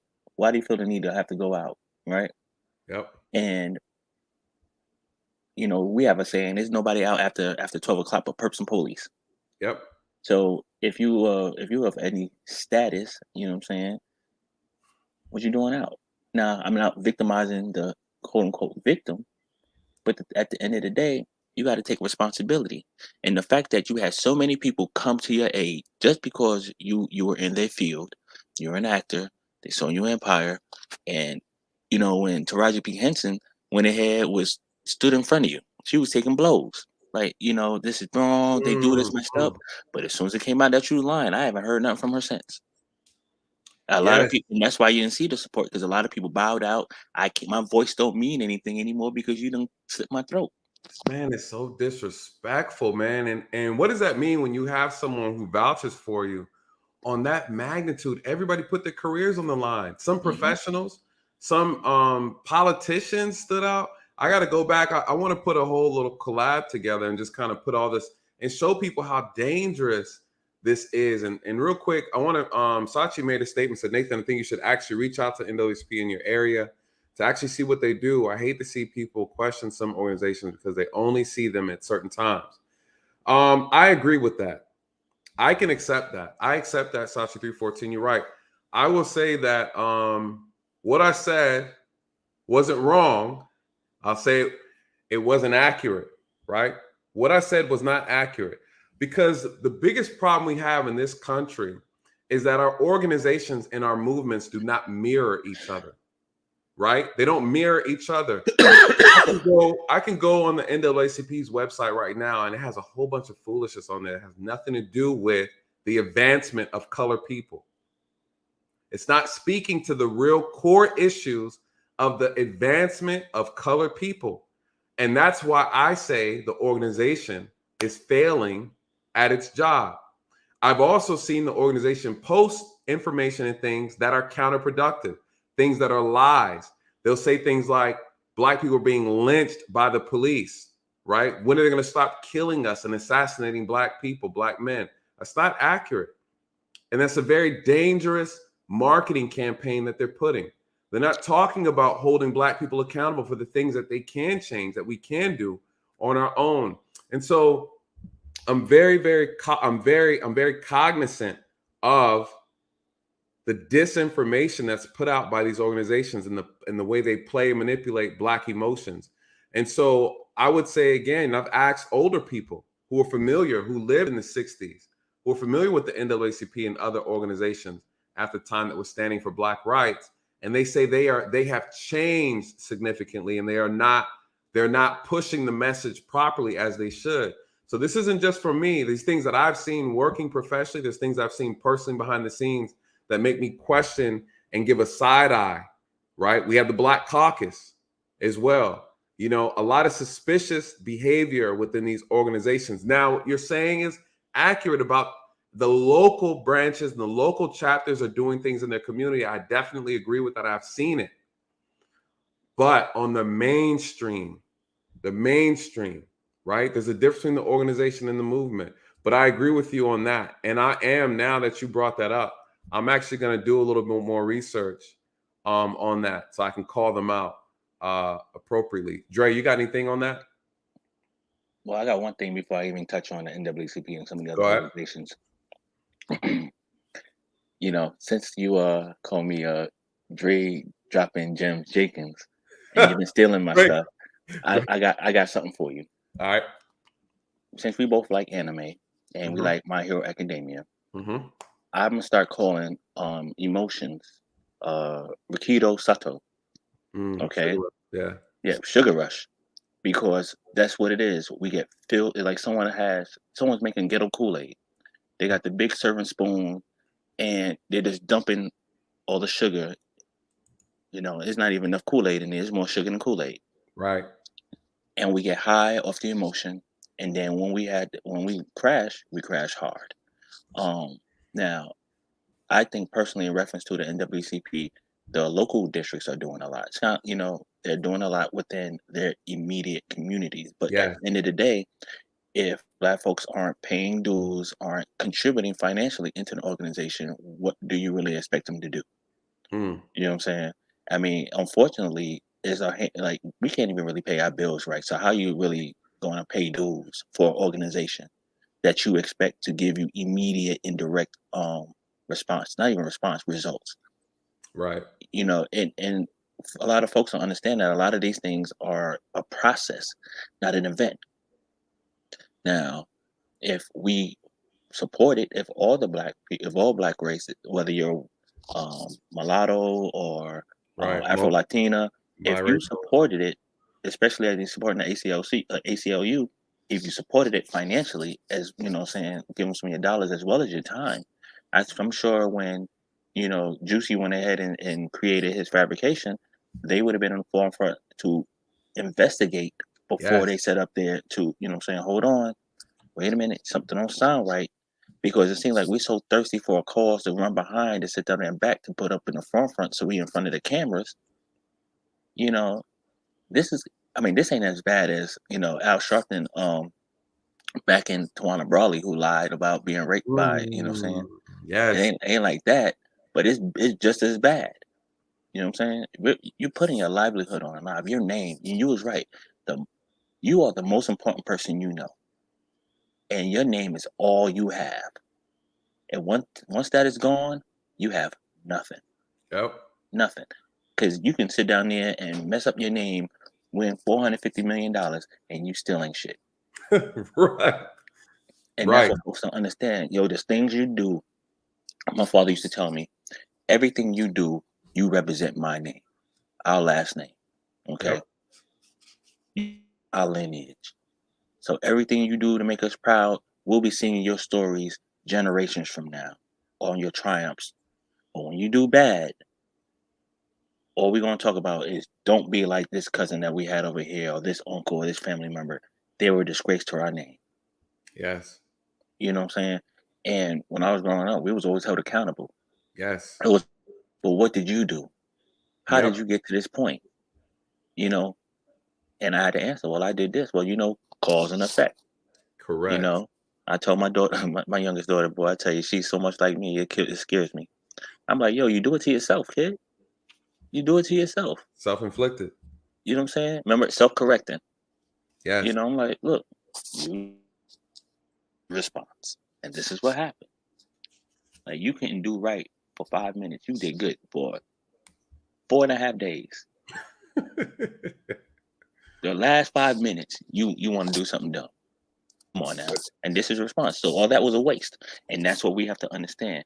It don't matter how much good you do, whether you do it in the community, work, your life, one mistake could wipe all that out. You know what I'm saying? This is a what have you done for me lately community. This is, you know what I'm saying?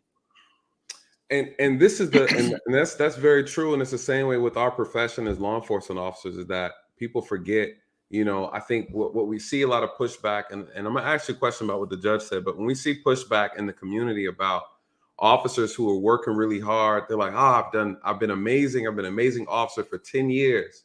And I made one mistake. That trumps everything. It cancels everything out in this profession. But what happens is those who are pro officers, they're pro supporting police officers, they look at it like, but look at all the great they did. This one thing should not cancel out. And people don't understand the profession. And that's why we have pushback. And I think it's a really great point. I need to make sure I remember that, because I think that's one of the biggest issues we have in law enforcement. People don't want to punish an officer because the officer might have a history of doing an amazing work, right? But they don't want to hold them accountable when they make an honest mistake. And I don't know, I think it's interesting, Dre, but let me ask you something real quick. Before we get into that though, yo, Chemo C, thank you so much for joining, becoming a member. Yes, welcome to the member. This is the Mile High Club. Yeah, Dre's also a member as well. You know, welcome. This is a milestone today. Yeah. Listen, I really appreciate it. It means a lot. The support means a lot, you guys. Listen, if you see value in this channel, please join the channel. It goes a long way and it helps. It lets me know that you guys believe in the message. You believe in what we're doing. Listen, we need to encourage more people in positions of leadership to step up, take a stand, and start speaking out, right? Speaking out. We got to turn this ship around, you guys. So when you join this channel, that is a big thank you to me. It lets me know that I'm operating in the right direction. And it also builds my confidence as well. So I thank you so much, Chemo. Listen, I'm gonna get one of the little sound box. I told myself when I hit 10,000, I'm gonna get one little button so I could do all little fancy noises too, you guys. So trust me, we are on our way there. Thank you so much. Someone said Snuggles wants to come up. Snuggles, if you want to come up, yeah, the link is there. You can come up. Dre, let me ask you something real quick, and I want to get Snuggles on. Yeah, Snuggles come up. I want to get Snuggles on. See, what do you think about the sentencing? Do you think it was appropriate? And then also, yeah. What do you think about the sentencing? What did he get? 2 years? He got 150 days in jail. I think someone said that's 4 months or 5 months maybe, and then he got 30 months felony probation. What do you think? He didn't clear a year. We do know that. Well, that's a misdemeanor. So how do you have felony probation with misdemeanor sentences? No. This is supposed to be a felony. It's a low felony. I forgot how he labeled it. Whatever he committed was a felony, if I'm not mistaken. All right, it was. But what I'm saying is, I thought anything over a year is considered a felony. Right. Correct. I thought that's. Is that universal, or is that just for us in Georgia? I have to do my research on that. I'm not 100% sure, but here's my thing. Yeah. Had he been contrite and was like, my bad. Correct. I'd have been cool with it. Same. But the fact that you continue to lie and kept saying the truth will come out, and we still waiting for that truth to come out. And what do you say? Let the truth find you what the lie left you. Yep. You know what I'm saying? So you got caught, and that's my problem, bro. You got caught, but you doubled down. So okay, well, you doubled down. I think he got the sentence because of his family. I think if he didn't have a Jewish father, and his father might be a political community, who knows? Right. I think if he wasn't a star, he might have got a year. He might have got more. I don't think he should have served more than a year. Right. But I think by looking at him, you know what I'm saying, he ain't gonna be unless they put him in protective custody. I really don't see him serving those 4 months in general pop. Well, nah, he's not gonna be General Pop. He tried to make a little sensational statement at the end. Shout out to Disrupt His Mind. That's the big homie. He said he got treated as a woman who lied about sexual assault. He sure did. Wow. He got treated like a woman who lied about sexual assault. He's absolutely right. He got a slap on the wrist. He was just like, right? Shout out to Chris Brown, who was able to dance away from 20 million lawsuit for the same thing. Man, shout out to Muhammad Hussein said something very interesting. He said, Nathan, you should encourage all races to your channel, not only black people. Hold on a second. Don't even let me speak on that. Go ahead. Because you know where I'm gonna go with that. Yeah, I do. Muhammad Hussein. Whether you know it or not, I probably speak to Nate 3, 4, 5 times a week about improving the channel, upgrading his subscriptions and his reach. You're not telling him anything that he is not already currently trying. Okay. So he is pro black all day, but trust me, he is trying to get the message out to other races. You know what I'm saying? Hey, this ain't no game. Nope. Because we're not the only ones that's ignorant to what's going on. Right. And sometimes the face of the messenger serves is a lot stronger than the message that's actually coming out. And I spoke to one of my coworkers, white officer. He works with me now. He talked about he wanted to come on to give his perspective on certain things. Love that. Man? And I told him, I was like, yo, I'll talk to you. See, what you have to understand is that we're not an anomaly. There's an inherent problem going on in every community, but we're right now, we're the house that's burning. So we're the one that needs the water. We know what I'm saying? We need to douse the flames. But we're not the only house in this community that's on fire. Correct. You know what I'm saying? And the bottom line is that we will contribute our history in this country to push us above everybody else.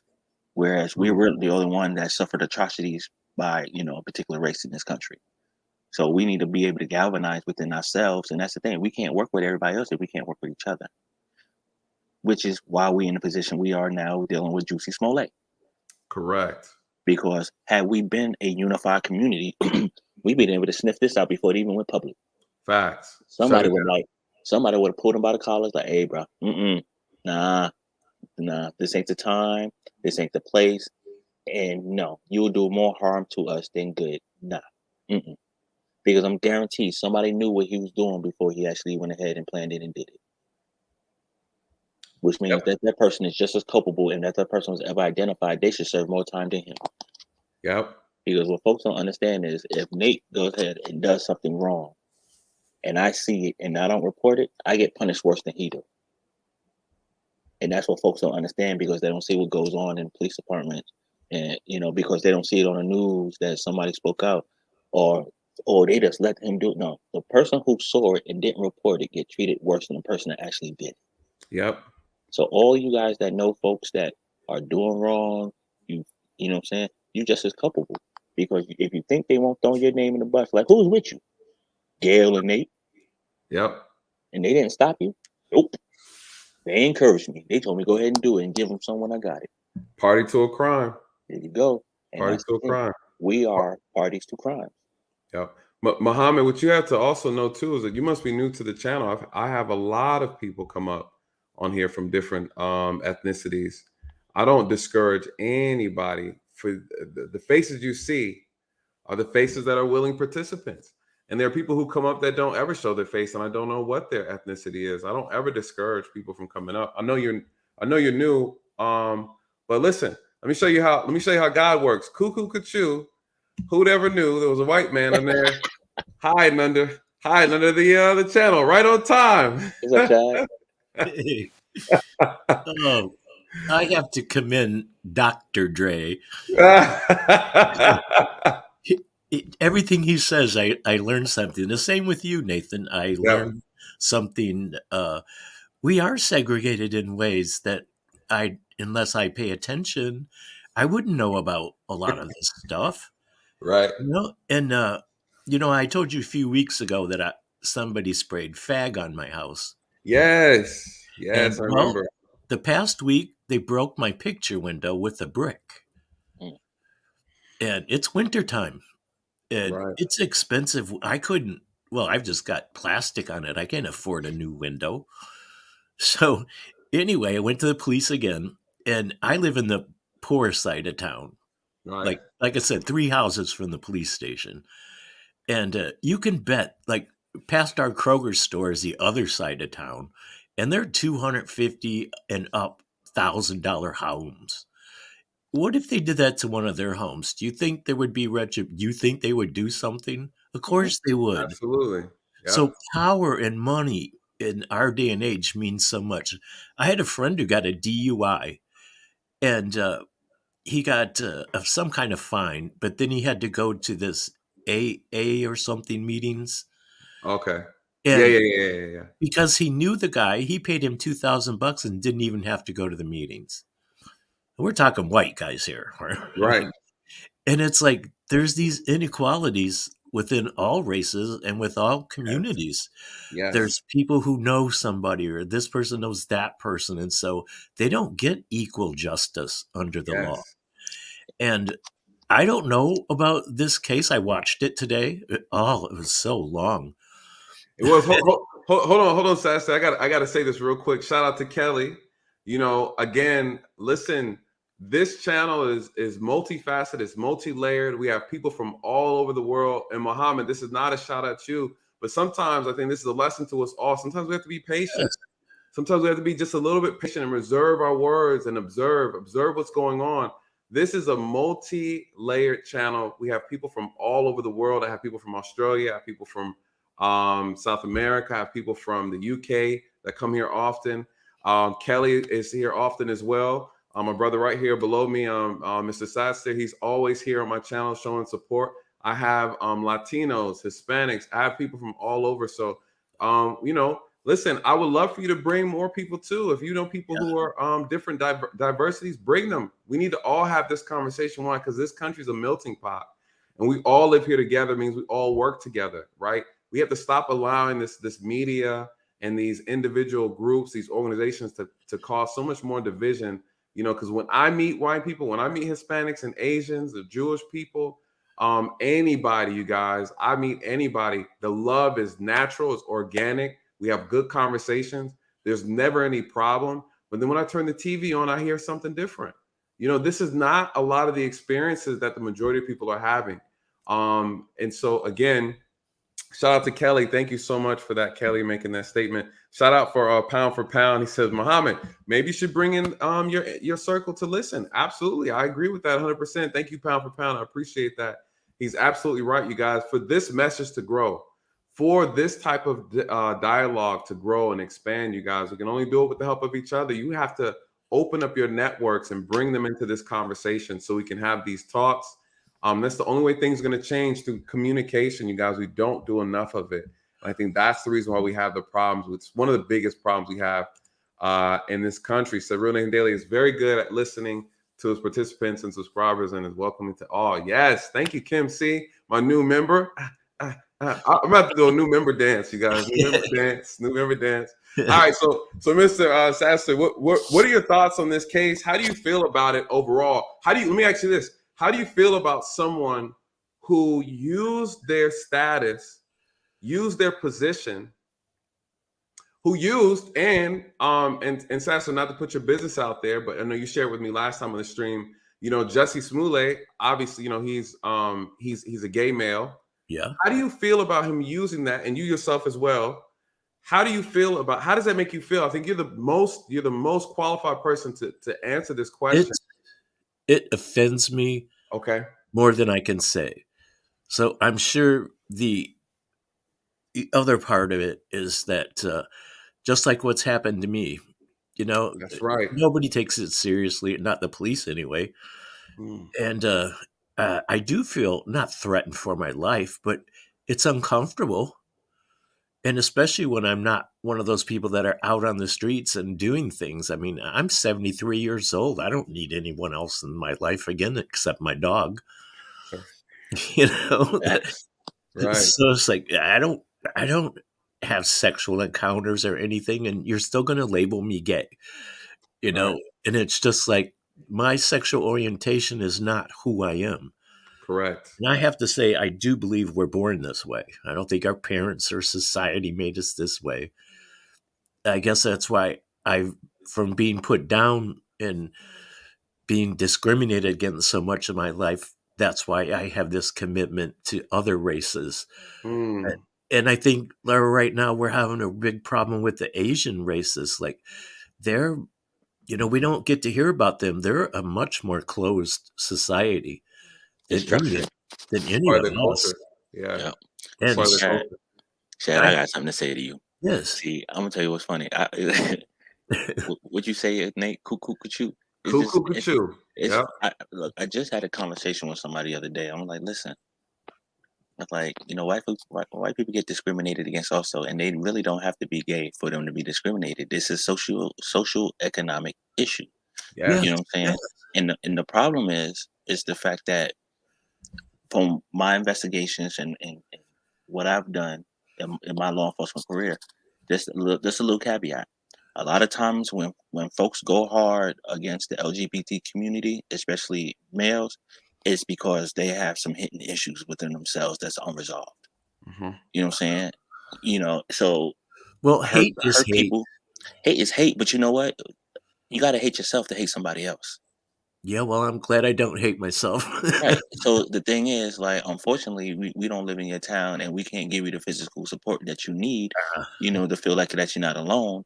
But if you can use this as an outlet to be able to voice, because again, we rally to protect everyone, and we're here to educate, and any information and anything we can give you to be able to protect yourself, or even how to address your local law enforcement the right way so you can get the results that you need, we're here.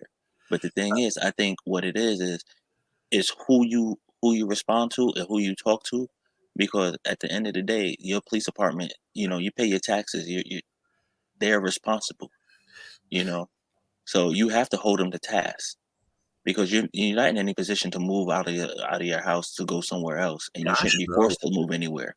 So at the end of the day, you just the squeakiest wheel gets the oil. Well, I have to say, I was reminded the other day of Selma, Alabama, because I lived through all those times. I lived through the times when those 3 beautiful girls were blown up in the church. I lived in Martin Luther King days, and I saw dogs attack Black people, and I saw horrible things. And as a Christian, I knew that was wrong then. Right. And that's why I've always stood up for what's right or wrong, no matter what race. I mean, God, look what we've done to our Native Americans. I mean, geez. Yep. It's just, that's unbelievable if you study that history. And anyway, I just only wanted to spend a moment here just to share my feelings, but I want to say I respect this show so much. I learned so much watching this that I would never learned from any of my other friends, including Black friends. So, I wanted to say this real quick. I hang around with these Italians, and their one brother is dating a Black girl. Well, they are so pissed off. And I'm like, what the hell is wrong with? She's a beautiful woman. She weighs maybe But 250 pounds. And so what? I mean, she's I'm just. gonna tell you what it is. I'm gonna tell you what it is. Ugh. Because look, I grew up around Italians. I'm from the South Bronx, and I'm gonna tell you, and it's the craziest thing. Italian men love black women. Italian women love black men, but Italian women do not like black women, and Italian men really don't like black men. So and there's a history, and it really depends on the region of Italy they're from. They're from Sicily, yeah, they really don't get down with us so long. You know what I'm saying? It's Sicilians are very traditional, right. Well, So what you have to understand is it's no different, because it's no different from you have some Asian cultures that have absolutely no problem with their child dating a white man, but will have a problem with their child dating a black man. You know what I'm saying? So you just have to understand the culture, and you have to understand what it stems from, because at the end of the day, family members really want the best for their their cousin, their sister, or whoever it is. They want the best. You know what I'm saying? And when you have a biases, and you have already have a bigoted attitude towards a particular race, it's gonna skew your perception of that person, and you're just gonna be sitting up there waiting for them to make a mistake. I would say too, it's a perception of value, because I've seen it a lot with the Asian community, and it's not everybody, you guys, and we got to preference that. But It's not everybody. It's not everybody, but there's a perception of do black people look valuable when you're looking at it from an economic standpoint? And because of the media and because of things that people focus on, movies and television, they have a bad perception of black people and the value that we bring. And I think that's the reason why it starts. And it's until we have these conversations like we're having now, just like Shasta is saying, it's until we have these conversations that we really learn that we are all the same. We're all the same. We're all human. We're subjected to the same stress, the same depression, the same love, the same hate. And, we all bleed the same, and so these perceptions of value that we carry around, these prejudices that we carry around, have been created. They've been told to us, right?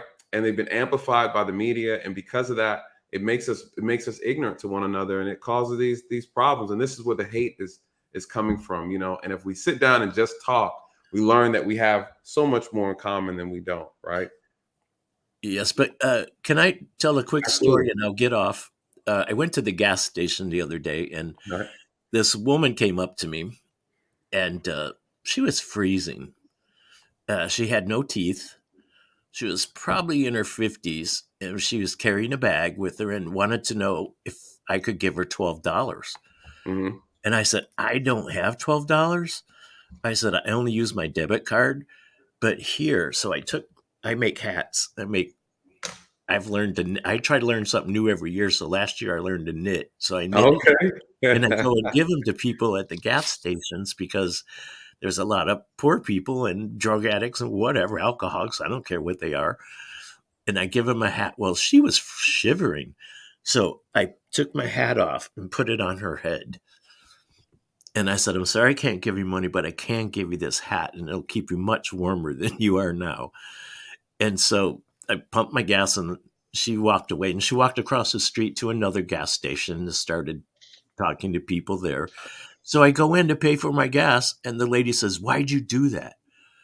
And I said, what? She goes, why'd you give her your hat? I said, because she's shivering. Well, she's just a beggar or a drug addict. She goes, she's been hanging around here a half hour. And I thought, what the hell's wrong with you? I wanted to say that, but I kept it to myself. And I thought, man, that's the only thing I could do for her. And so, but I want to tell you the weird thing is, I came home and I walk in my back door, and of course my dog greets me, and I'm thinking, oh, Shad, you're such a good guy. You did a nice thing.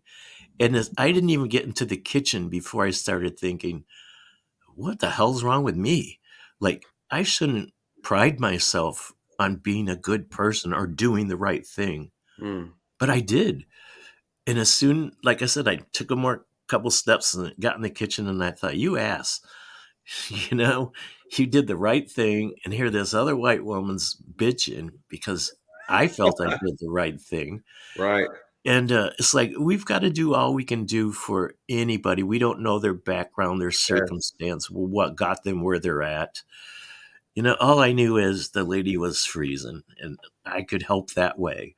There you go. Worse than I was freezing, but I could get back in my truck and drive home. She was on her feet walking. You did what your heart told you to do, and you did what you're supposed to do, and I think but I shouldn't have felt pride about that, and I'm glad that I realized that I was feeling pride. Well, we all have those things. We all have those moments, though. We all have those moments, and that's part of being human. I guess, because I thought, oh, Shad, you're so nice. What a nice guy. And then I thought, you asshole. It's like you're supposed to be nice. Yeah, do what was right. Listen, ain't nothing wrong patting yourself on the back. I think because, again, that's what we're missing in society. People willing to do those things. And sometimes you gotta listen. I used to save lives. I'm like, damn, Daly, you was good. That was quick movement. You gotta hype yourself up sometimes because the world's a sad place. It could be a sad place. Sometimes you're your best cheerleader at the end of the day. I've lived these 73 years, and I can't believe I've made it this long because I've done every drug there is to do. I've drank. I've done everything. And so I can't even believe I'm here. Like, I'm drinking a Steel Reserve right now. That's some good stuff. That's some good beer. I just finished some Macallan 14, so. Ooh. And here I am sitting around here with some apple juice. I do just because it's cheap. And my friends say, how can you drink that? And I thought, well, it's the first beer I ever drank, and I like it. So not only is it cheap, it's strong. A couple of these, and I'm a happy camper. There you go. It'll take good care of you, all right? Well, guys, I'll let you go. And Dr. Dre, thank you again. And Nathan, I have tried to tell so many people about you, so I hope you start increasing your subs. I appreciate that, brother, always. And again, thanks to Gail. She's always on the ball. She's awesome. Super Gail. Yeah. So, all right, love you guys. All right, love you too, bro. Thanks for having me on again. All right. Millennial, I'm about to bring you up, brother. Sorry for the wait. That is my dude right there. Hey, this is the homie right here. Yes. Millennial Mark TV. Caught him off guard. He looking around. His mic always be acting up. There we go. Hey. Can you hear me? Yeah, we got you. Oh, I was on the phone, man. I didn't know how long y'all was gonna go. Oh, my bad. Hey, I finally got your number, Uncle Stu. So I'm gonna reach out to you. We're gonna talk. Okay. Did you catch my email? Not yet. Because I think when you sent it, I must have already been on the stream. Gotcha. So I'm gonna take a look at it. What are your thoughts on this? Let me get your thoughts on this. How you feel, and overall, do you feel like the time was good? And how did you feel about what the judge said? Did you get a chance to get some of the intro of the judge getting on? I did. Okay. Yeah, I mean, I listened to the whole thing, and I got to tell you, for the people that has been in situations, with the law in Chicago, I mean, this seems like a slap in the face, man, because I mean, they really went soft on him. And the biggest thing I see that, can come out of this, unfortunately, is that when these situations happen in real life, hey, they may not take it as serious because, again, I mean, it was a sham, and it happened during a time where, we as a people were coming together and saying, this has been going on, for decades and, really centuries. And now we got national attention on, something that looks like it's just another example of what we've been talking about. And then here we go. It flips the script and it never really happened.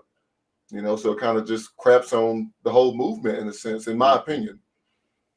Yes, because I believe they can use this against us, right? Yes, and I said it on one of my comments. Yeah, they can use this against us. So then now when we have a situation, this is a cry wolf now. You have something similar to Ahmaud Arbery. It's like, well, last time these brothers said something happened to him, look what happened. It was a lie, And so one would even argue that this was orchestrated this way in order to be able to use this as an excuse and weaponize it in a way to where it discredits someone. And this is what the judge said. He said, you have ruined it for other people.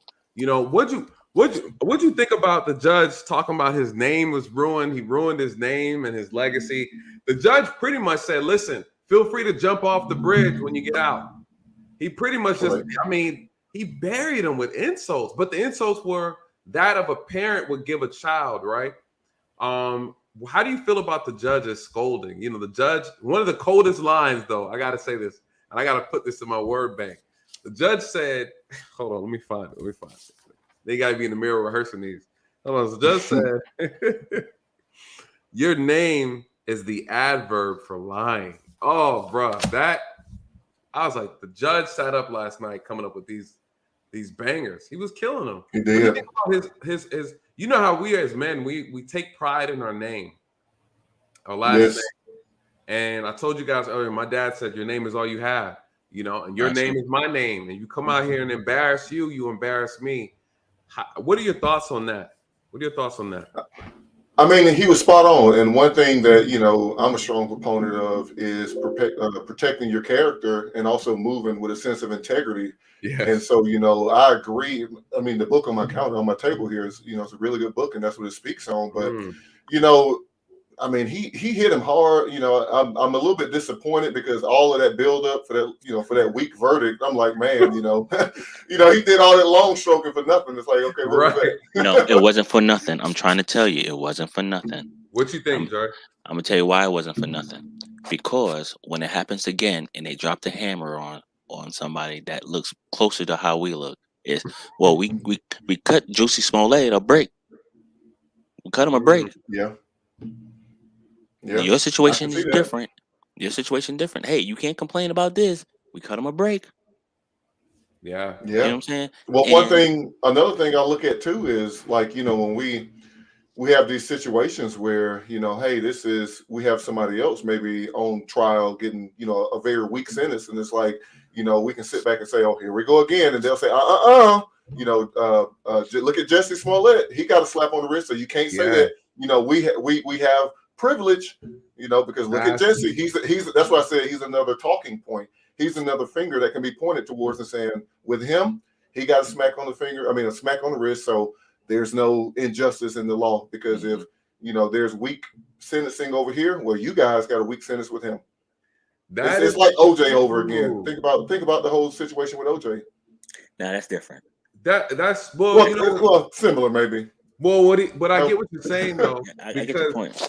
What you're saying though is, you know, we know race division. We know the name of the game. We know the game they like to play is division.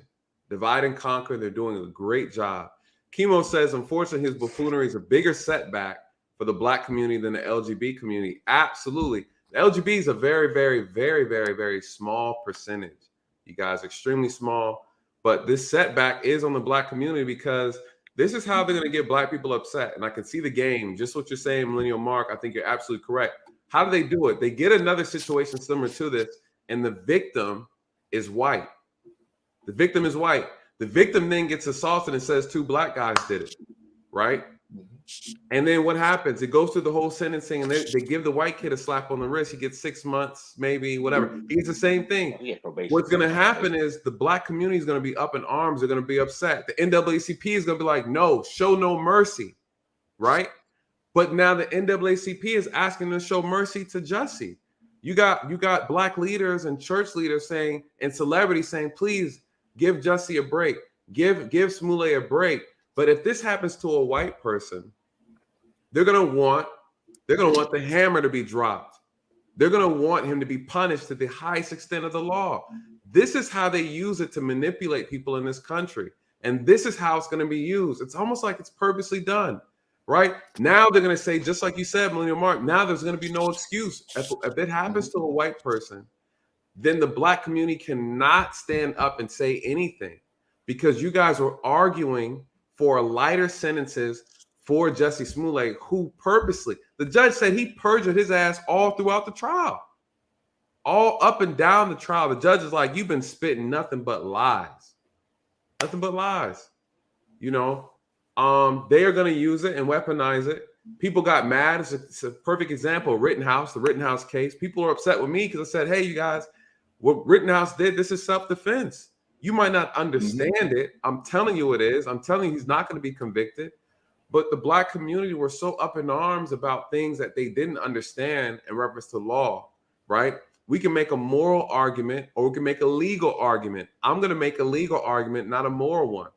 And this is where the confusion comes in. So if you have a similar situation like a Kyle Rittenhouse or a Jussie Smollett, the other side is going to use it to their advantage. Absolutely.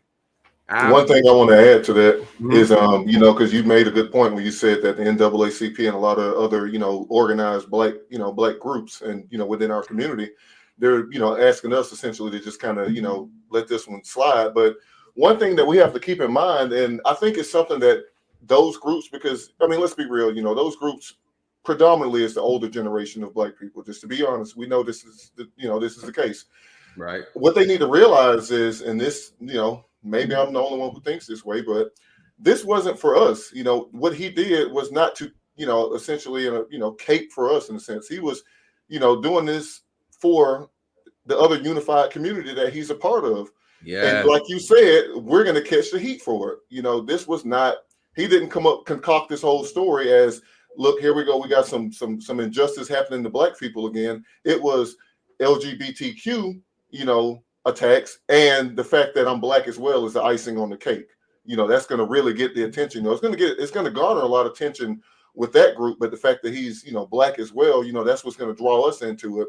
But at the end of it all, the LGBTQ community isn't going to catch all of the flack from this. We're going to catch way more of it because, you know, our face is going to be shown in the news a whole lot more. And like you said, his case is going to be just another reminder that, hey, you know, we went soft on him. Yeah, but you look at, and you made a great point. The fact that he's black can't last, because everything is about was, even the assault in the slur was, there goes that blank from that blank show. So it was always about him being gay first, and him being black second. You know what I'm saying? And because he's black, all people gonna say is, now it's gonna be, instead of that blank, you know, man, it's gonna be that black blank man. You know what I'm saying? And this is like, you know, it amazes me. Some of the situations we put ourselves in. You know, and you know what? But go ahead. Because like I said, you know,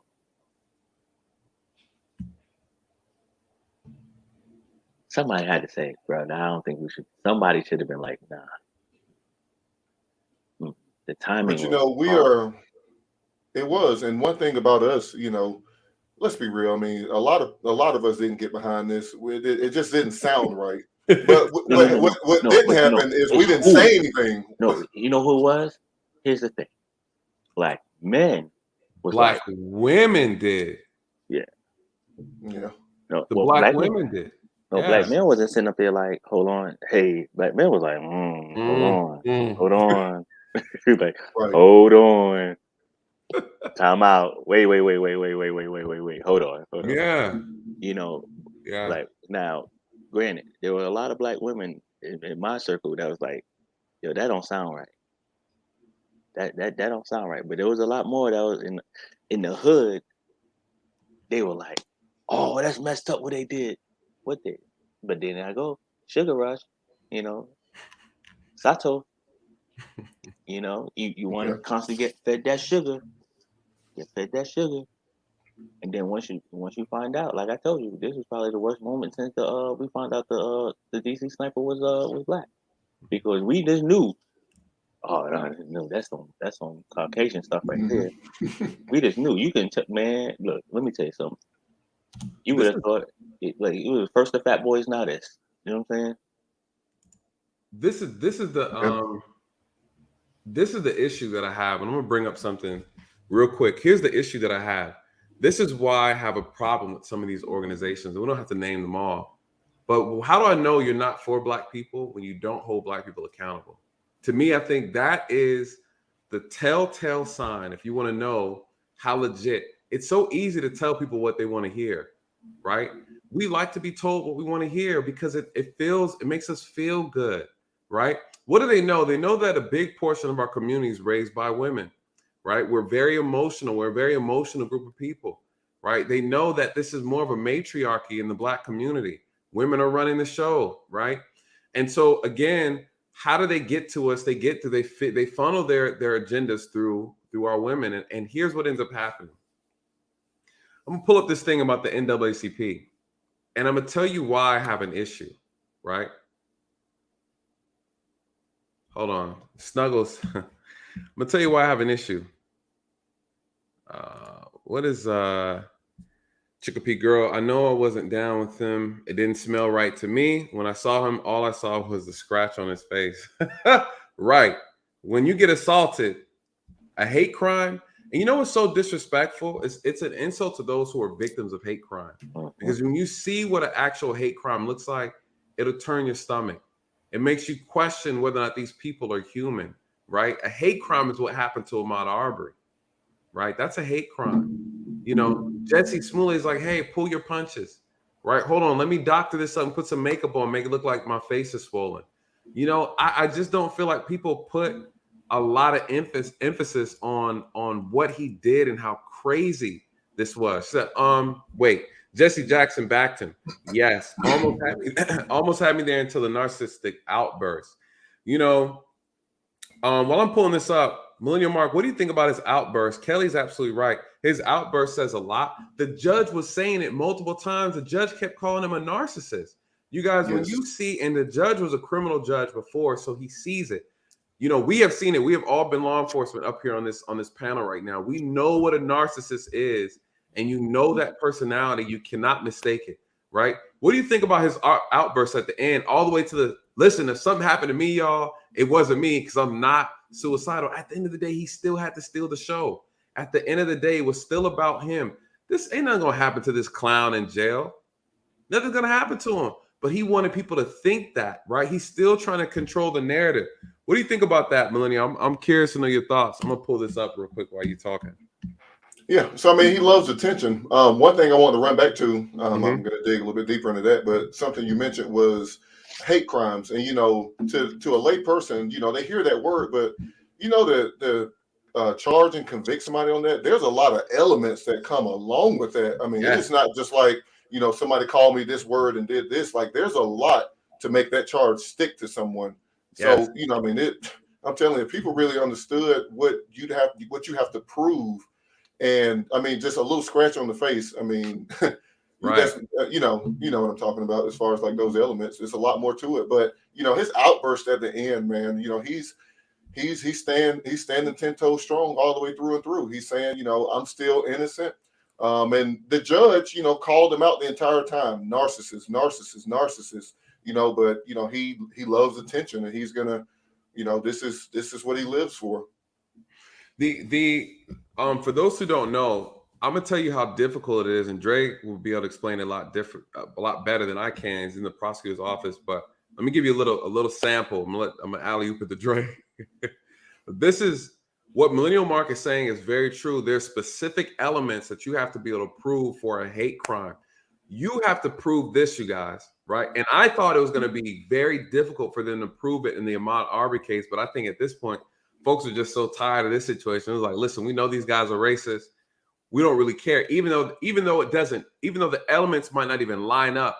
They gave it to them simply off of the goodwill of the fact of all the foolishness they committed, the history of racist acts, racist comments. They gave it to them. I'm gonna tell you one thing that I had, Dre, and let me know your thoughts on this. For a hate crime, I would say the only obstacle I saw with the Ahmaud Arbery case proving the hate crime aspect was the fact that Ahmaud Arbery actually did commit a crime, which was a misdemeanor, right? I feel like that was the strongest obstacle that they had on their side for them to also, because you have to then argue that even though he did commit a crime, that their intentions for going after him or looking into him had nothing to do with his race. I think it'd be different if Ahmaud Arbery was just in the neighborhood, didn't violate any type of thing. They looked at him and targeted him because he was black, and they had nothing other than that for that very reason to why they attacked him. Felt like it would have been a solid slam dunk case for a hate crime, but I felt the only obstacle was the crime itself. What are your thoughts, Dre, on that? As far as I don't agree. Okay. You're right. 100% accurate. All right.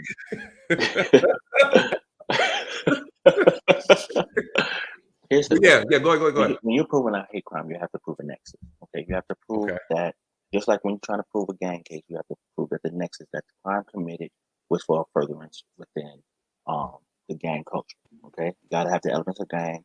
You know, is it 3 or more members, like sign colors, and so forth, nationally known or local, and was the crime committed in the name of the gang being furtherance, or is it a reward? Well, with hate crimes, is the crime committed to furtherance of your ideology? Okay. Yes. Kamal already he committed a crime of criminal trespass, but they had no knowledge of that. Okay. That's the caveat. What precipitated the issue with Mod is it was a black man running from a vacant house. That's it. Okay. That's it. Because if Ahmad was white and he was running, there wouldn't be an issue. Wait, well, so let me ask you this though, before you go further. With their knowledge of seeing him in there and then seeing they didn't see him in there. They seen him. See, they saw the what you're doing, what you're seeing is the evidence that was collected once the incident had taken place. There was no knowledge of anything he had done other than he was running by the house. They didn't know. Oh, I see what you're saying. I see what you're saying. No, but they had an encounter with him once before, and they watched the surveillance video prior to them chasing him. No. See, this is what I'm saying. No, they didn't know that there was any surveillance footage of anything, because remember, the homeowners said that they was having issues with 2 white couples that were coming in and stealing equipment. Yes. Okay. The police department disregarded it. There was knowledge and information. You actually put it on your stream to say, hey, they knew that it wasn't a black man that was an issue with stealing stuff.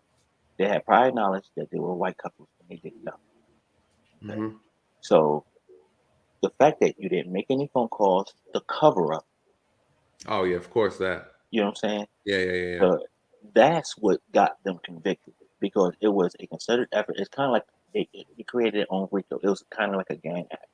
That's why that's what it was. But it was on hate, because you killed this man for nothing other than the fact that he was a black man that didn't listen to you, and you had no authority for him to listen to you. Do you think they would have been able to pull it off if they didn't have the text messages and social media postings and the they would have pulled it off with the video if they never released the video? You think they would have? You think so? Hold on. You think they would have got it without? I don't know. No. I don't think they would have got it without any of the evidence. But because they were so arrogant and was like, look what we did. Right. Like, we didn't do anything wrong. Yes, you did. But that goes, see, and that's right there. The releasing of the video is what was the cause of the demise. The fact that you released this video thinking that you did nothing wrong shows an implicit bias that you are above the law. You know what I'm saying? And you treated him, and your overall disdain for him, you didn't even treat him like he was a human being. Right. Because if you thought he was a human being, you would have, you wouldn't have treated him that way. So let's go. Let's segue this back into Jussie. Right. When you go to the extent of orchestrating and trying to go forward with a lie and stay, and here it is. This is your sentencing, and you're still lying after you. First of all, that's the best time for you to say shut up and say I apologize. Right. You know what I'm saying? Right. And a lot of times when you're a narcissist, you don't know when to shut up, because it's all about the attention. You want to be the center of the show. But the thing is, I like Stacey Ann says, she don't believe him. It don't matter. And that's what people are really not getting. It don't matter if you believed him or not. He went in front of the news, had a press conference, several press conferences about it. Yeah, he did. Released photos of him bruised and battered. It don't matter if anybody believed him. It's who. No, it doesn't matter that the black race didn't believe him. I was hoping you was going to say that, because that wasn't for us. It wasn't. Yeah. You know what I'm saying? Because it was for he wanted the LGBTQ community to sit up there and stand front and support him. He wanted the Caucasian race to sit down and say this is bad. Let's get these guys. Because at the end of the day, you said two white guys with MAGA hats carrying around a noose said, "There goes that," you know, like that. Come on. That was, and to be able to orchestrate that, and shout out to you, Stacey Ann. I think that's you're very accurate. I think Dre Millennial, you're absolutely correct on that when you say that this pandering he was doing was for the LGBTQ community, and he knows even at the end. Yeah, even at the end, because again, I mean, he's still. If Jussie felt like he had no one else backing him, one thing that he's smart enough to realize, let me just throw one more thing out here, my last ditch effort, the Hail Mary. If something happens to me, I'm not suicidal. So now you're going to have, hey, hashtag protect Jussie or something, you know, while he's in jail. That was a Hail Mary throw. I mean, it was, and it worked. Shout out to Gail. Thank you, Gail, so much. Gail supporting and working at the same time. Yeah. But you know what? I'm gonna tell you like this. Think about it. What else is going on with the LGBT community that would have caused him to put it out there? You know, that whole thing with Dave Chappelle ain't over yet. It's still, you know what I'm saying? And you're trying to ride a wave. You know what I'm saying? And one of the things that Dave Chappelle says is like, look, yes, you are one community, but yeah, see, you have black black people that's in the LGBTQ, and you have the white. When there's a cause, they go, you know, it's separate. You know, you're supposed to be one, but you always revert back to your white, or you always revert back to your black. So you're in one community, but you're still segregated, and you don't see it. So you really, you know what I'm saying? And then when you support, you're not looking around you and see who's standing next to you. You know what I'm saying? You always see, yeah, I got this person here, but who's behind you? You understand what I'm saying? And the folks that's behind you is the ones you need to be worrying about. Right. Because they're standing behind you. They ain't standing with you. Right. They're behind you. And you would never know. You know what? How many times have you gone to an event, or you sit in a class and you sit in the back of the class and it's time to go, you're the first one out and nobody even know you left. That's what it is. And that's support. Folks never look at who never wants to stand in the front. They look at you need to pay attention who's standing in the back. Right. And I like what Stacey said, because I made mention of it in a comment earlier. You know, like she said, she lives in Chicago and nobody believes them. If this was in, like, I don't know, Valdosta or something, I don't know, it might have been a little bit more believable, somewhere in the South, you know, but come on, Chicago, 2:00 in the morning, MAGA hats. I mean, he make it make sense. He tried it though. He definitely tried it. Let me share this with you guys real quick. Hold up. This whole thing is bam. It's a news article. Let me see. Pull it up. Like a photo op. Oh yeah. He's celebrity. He is celebrity. It says ahead of sentencing hearing on Thursdays. This was March 9th. That's yesterday. Samuel Jackson. Racial justice advocates like Samuel L. Jackson and his wife, the actress LaTanya Richardson Jackson, the Reverend Jesse Jackson, and Derek Johnson, the president of the NAACP, have written letters pleading for leniency for Jussie Smollett. I have a problem with that. Where's the accountability? Where's the accountability? You know, where is it? I mean, we just be real. Like, come on. Listen, we could ask for, you know, no one wants to see this man hurt or none of that. But I would love to see the celebrities like, hey, you know what? We love him. We support him. We work with him. He's a great guy. Yeah, yada, yada, rah, rah, rah. But what he did was wrong, and he should be held accountable. I would love to hear that message. What I'm hearing, though, is a bunch of celebrities saying, oh, you know, he's going through some things. You know, all that. Like, nah, who cares? Who cares? You know what, Nate? You know, and I don't know if Millennial Mark heard this too, but you know, I find it funny when we were coming up in law enforcement, they would always say, "You do something wrong, take your lumps. Take your lumps. Take your lumps." Yeah. You know what I'm saying?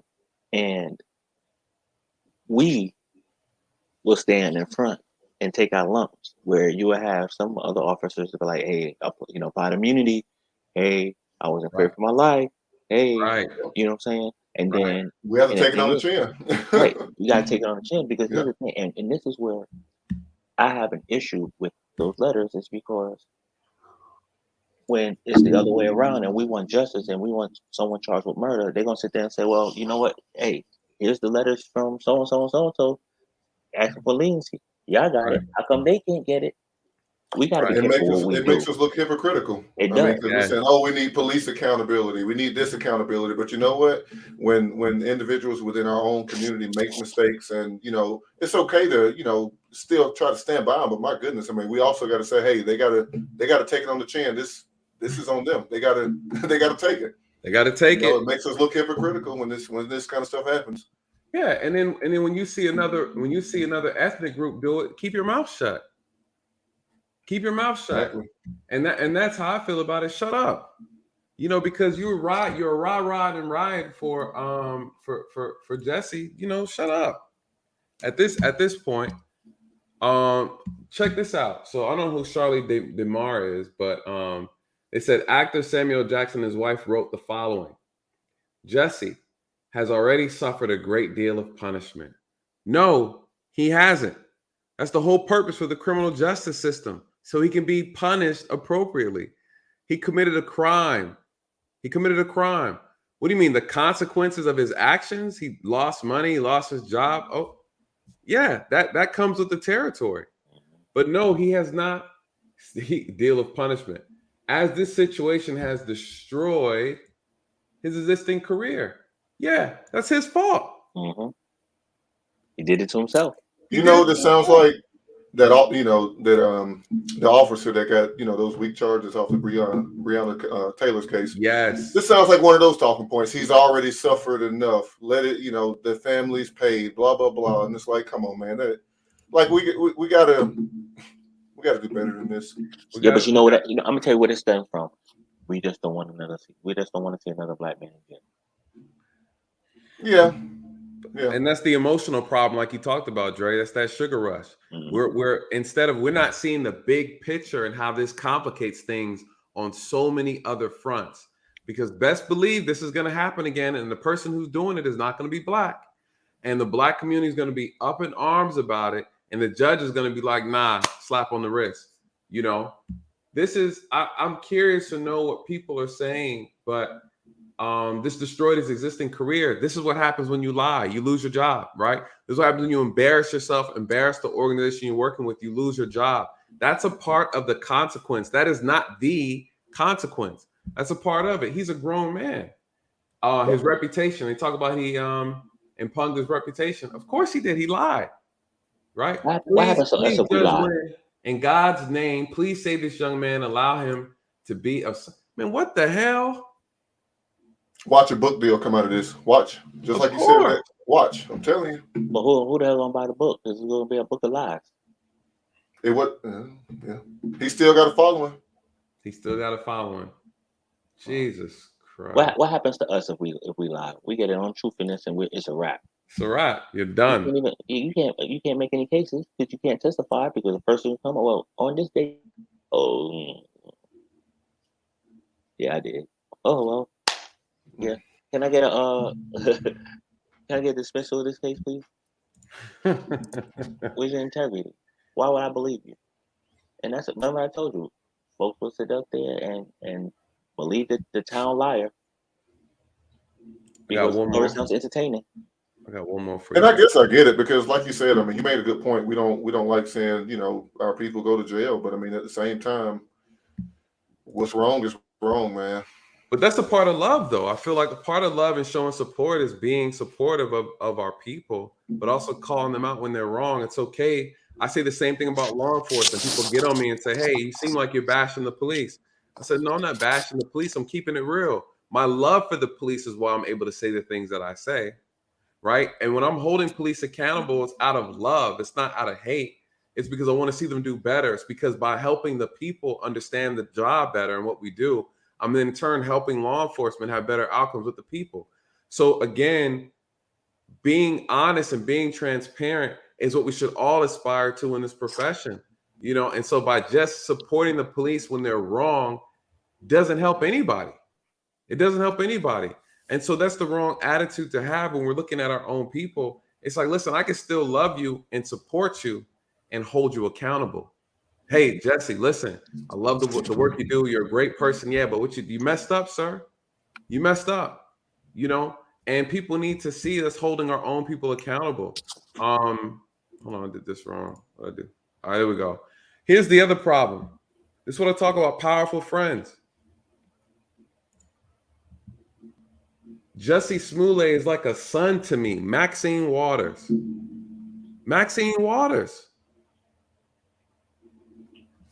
I mean, what do you do with that? Man, let me tell you something. If that was me that did that, my celebrity friends be like, "Hey, bro, you costing me money. I'm gonna have to let you go. Gotta let you go. I gotta let you go, dog. Yep. Yo, we had some good times. You know what I'm saying? I'll still send you Christmas cards, but don't call me. I'll call you." Yeah, I mean, it's just crazy. I mean, it really is. Because some of this, I didn't keep up with too much of this. I didn't realize how much, you know, support from like the NAACP and a lot of the you know, more audible Black voices that we have out here who was behind this, even though in the back of, you know, everybody's mind, come on, man, like we knew what it was. But you know what? I would have loved it if Jussie Smollett wasn't famous and he ain't have a pot to piss in or a window thrown out of, and they were giving that person support like this. You know, everybody didn't know who he was. I would rather see somebody from the hood get this love and support, even though this should still be some accountability on what they did. But the fact is, it goes into that social economic. If he wasn't a quote unquote a celebrity, it shows everybody in the world that celebrities get preferential treatment, and that's why everybody in our community idolize them. Whenever they talk about relationships, they don't talk about average Joes.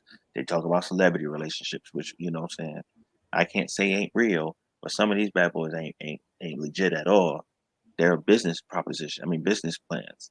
So we need to start looking at each other and building. I mean, but again, I'm rambling, but we got to build a community. Our community is not strong at all, and we have to build our community.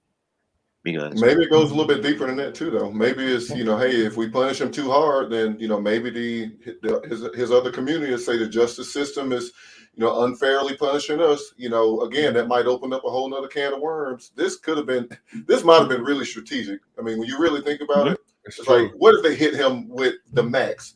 And it's like, oh, the system is unjust, you know, to the LGBT community. True. But you know what? If you're gonna slap him on the wrist, put him in general pop. No, he can't do that. That ain't gonna happen. You can't. I mean, dead man walking. He be holding somebody's pockets, right? You know, had your pockets turned inside out. He be braiding hair. He be sitting up braiding hair with Kool-Aid on his lips. Hey, what? And he'd be the number one, but he'd be protected. I'd be like, "Where Big Red at? Where Big Red at? This right here, jelly or syrup for the man who can protect me. Jelly or syrup." You know what? But again, that goes into my problem because he's a celebrity. He's gonna pretty much going to country club. Oh, but it was an average Joe. You know what I'm saying? Of course, he got the Martha Stewart. He got the Martha Stewart treatment. So I mean, you know, she had a whole mattress in there, Sealy. You know, she was living up. She was still cooking and stuff inside her cell. Listen, this is interesting. A number of public officials, including Chicago Police Chief Mayor Rahm Emanuel and even President Donald Trump, right? I remember this, blasted the decision to clear Smollett's record. Waters, however, Maxine Waters, argued that it was time for everyone to just settle down and let it go. Let it go, right? This is what she said. Nobody got hurt. Nobody got shot. Nobody was killed. Jussie Smollett has never committed a crime before that we know of. She told BE, whoever that is, Chicago has a lot of problems, a lot of killings go on every day. I would much rather they spend time and their money and their effort to apprehend killers and folks that are wreaking havoc in the city. No shit, Maxine. The problem is Jussie just blew the whole workforce on his case. That was a lie. This is the problem I have. This is how I know these people aren't for black people, and they claim they are. Maxine Waters, you just sat here and watched this guy make up an entire story about being a victim of a hate crime, a noose, bleach, assaulted because he was gay. Come on. And this is her response? Could you imagine if this was a reverse? This is the problem with the black caucus and the black politics. Up in like it's a joke, you guys. Does anybody not see this? In the chat. It's more than Well, he's not even a voter. That's what's crazy. He lives in Chicago. He don't live in California. But because he's always, you know what I'm saying? Oh, hey, he has a name. I'm going to support him so I can get his voters. Yo. That's what it is. That's what it is. And then also outside of that as well, I don't know. I don't know how many times. Yeah. I don't know how many times I've heard her come out and, say some of these other people that may have been unjustly, punished or something bad happened to them, saying that, they were like a son to her. So, I mean, come on. Like what you just said, it's to garner voters. Damn, man. It's such a sick game these politicians play. You're absolutely, I missed the whole mark, Dre. You called it. California, right? She's finessing. Right? She's finessing for voters, for Cali voters. Damn. I mean, boy, they sick, bro. I can't take these politicians. Hazel Dukes, the former NAACP president and the current president of the NAACP New York State Conference, also criticized the response from Mayor Emanuel, who called the dropping of charges against Smollett an unbelievable whitewash of justice. The mayor's correct. How do you not support that? Why? Because he's black?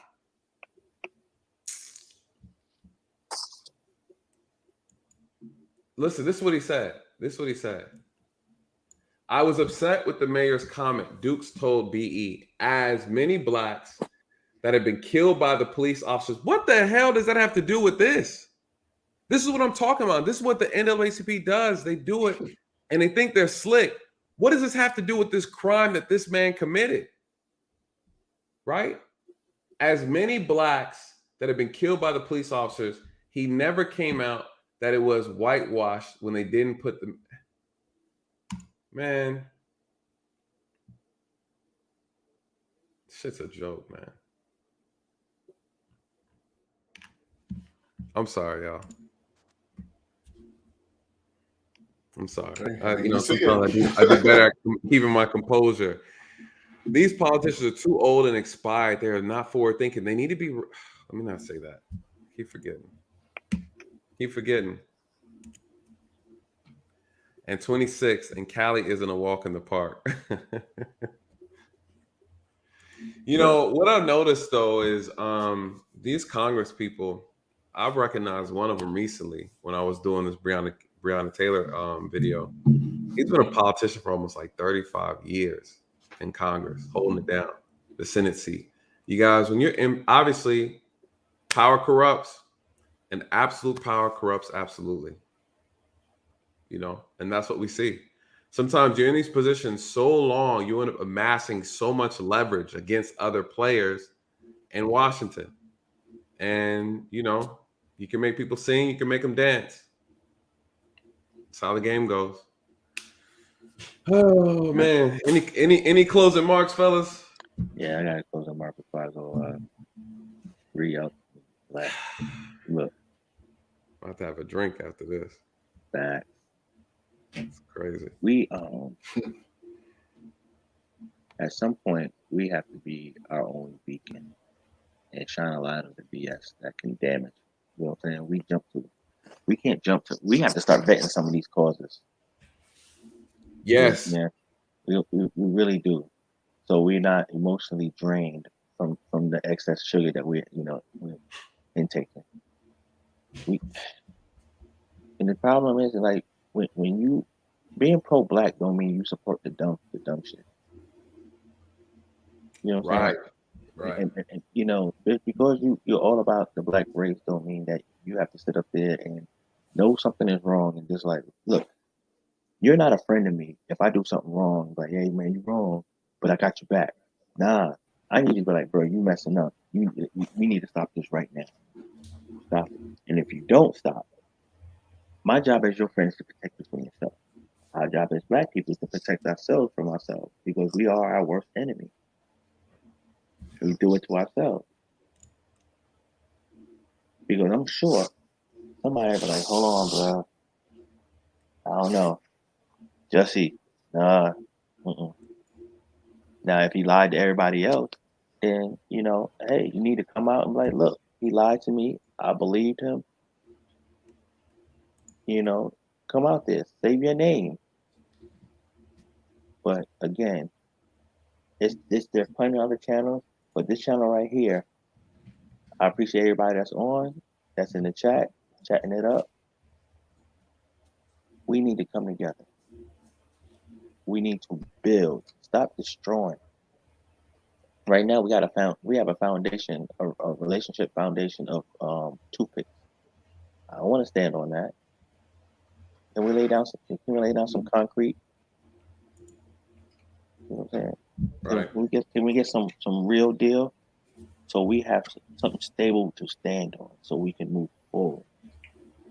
Let's build this yellow brick road. You know what I'm saying? Let's ease on down. For real, let's ease on down. You know what I'm saying? For real. I love us. You know what I'm saying? I love everything about us. But there's just some things about us, and I don't want us to be perfect because there's always room for improvement. But we just have to acknowledge our shortcomings and acknowledge that, look, we need to be more accountable to what we do because, believe it or not, just because if Nate does something wrong, it affects every single one of us that's ever been on here. Yep. And it's our job to hold them accountable. Yep, exactly. We're supposed to be, you know, each other's support system. And that's the thing. I can't hold you. If I can't hold you accountable, I can't call you a friend. And if I can't call you a friend, you're an enemy. You're not even an associate. And we need to start viewing that. If I can't have you sit at my dinner table, there's a problem. Yeah. I can't call you a friend if you have to ask permission to go in my fridge and get something to drink. You already made you the hard part is done. You're already in my house. You know what I'm saying? And that's the thing. We have to build a house to where we all feel comfortable to be able to lay our head, break bread, fellowship, and then move forward as one. And we ain't there yet. That's my closing argument. Well said, brother. Always well said. Dre, Jim dropping Jenkins. I like it. Or some would say Dr. Dre to the big homie Shad. All right, brother. You know, I always appreciate you coming on, man. Till next time. Yo, y'all have a good evening. All right, man. I'll get with you. All right, bro. All right. I guess my closing statement would be, you know, when there's injustice across the board, you know, even when we don't want to do it, you know, injustice is injustice, especially when it's something that's going to affect us as a community as a whole across the board. And this was an injustice in the system. I mean, maybe that nobody wants to hear that, but it was, and it's something that is going to affect us. And so when there's situations like this where someone isn't punished in a way that, you know, we feel like they should have, because I'd like to think that a lot of people feel like, okay, this was a slap on the wrist. Well, a slap on the wrist is an injustice. You know, yes, the Kim Potter situation was an injustice, and we are very vocal about that, because you know what that does? That sends a message. And you know what this does? This sends a message. So we have to be just as vocal about an injustice such as the one that just happened with him as we are with other situations, because again, this is going to affect us across the board. That's all I got. Man, that's all need to be said. You're absolutely right. You're absolutely correct. And I think people are going to remember this. People who are racist, people who are divisive, people who are anti everything good are going to remember this, and they're going to use it. They're going to put this in their back pocket, and they're going to pull it up when the opportunity is right, and they're going to throw it in people's face, you know. And this allows people to pull pranks, pull stunts, and then to walk away clean. Or if somebody does and they get punished heavily, they're going to say, here's the hypocrisy, right? Because I don't have money and I'm not a celebrity, I get punished harder. You know, this is the injustices in the criminal justice system that people are talking about. So you're absolutely correct. Yep. All right. Well, I appreciate you allowing me on your stream. Hey, bro, all the time, man. And you know, I'm gonna get with you shortly, man. I'm gonna hit you up.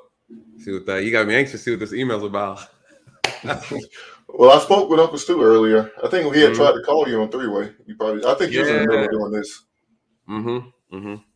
That's what's up. It's all good, bro. So then, yeah, I'll follow up with you, man, and we'll talk shortly. That'll work. We'll connect. All right. All right, man. You gotta have a good evening. You too, bro. Good stream. Good stream, you guys. Pound for pound, dropping pounds. Dr. Umar ran through the roster of the CBC. These are 67 to 82-year-old blacks that have served decades. We need new blood. Yeah. I need to check that out. But I have heard him talk about it. And, you know, listen, some people feel some kind of way about Dr. Umar. I mean, there's a lot of things he says that I agree with. There's a lot of things he says that I agree with, you know. And the brother's sharp. He's sharp. And he's calling out the same foolishness, you know. These black folks who've been put in power, you guys. And when someone puts you in power, they can take you out of power.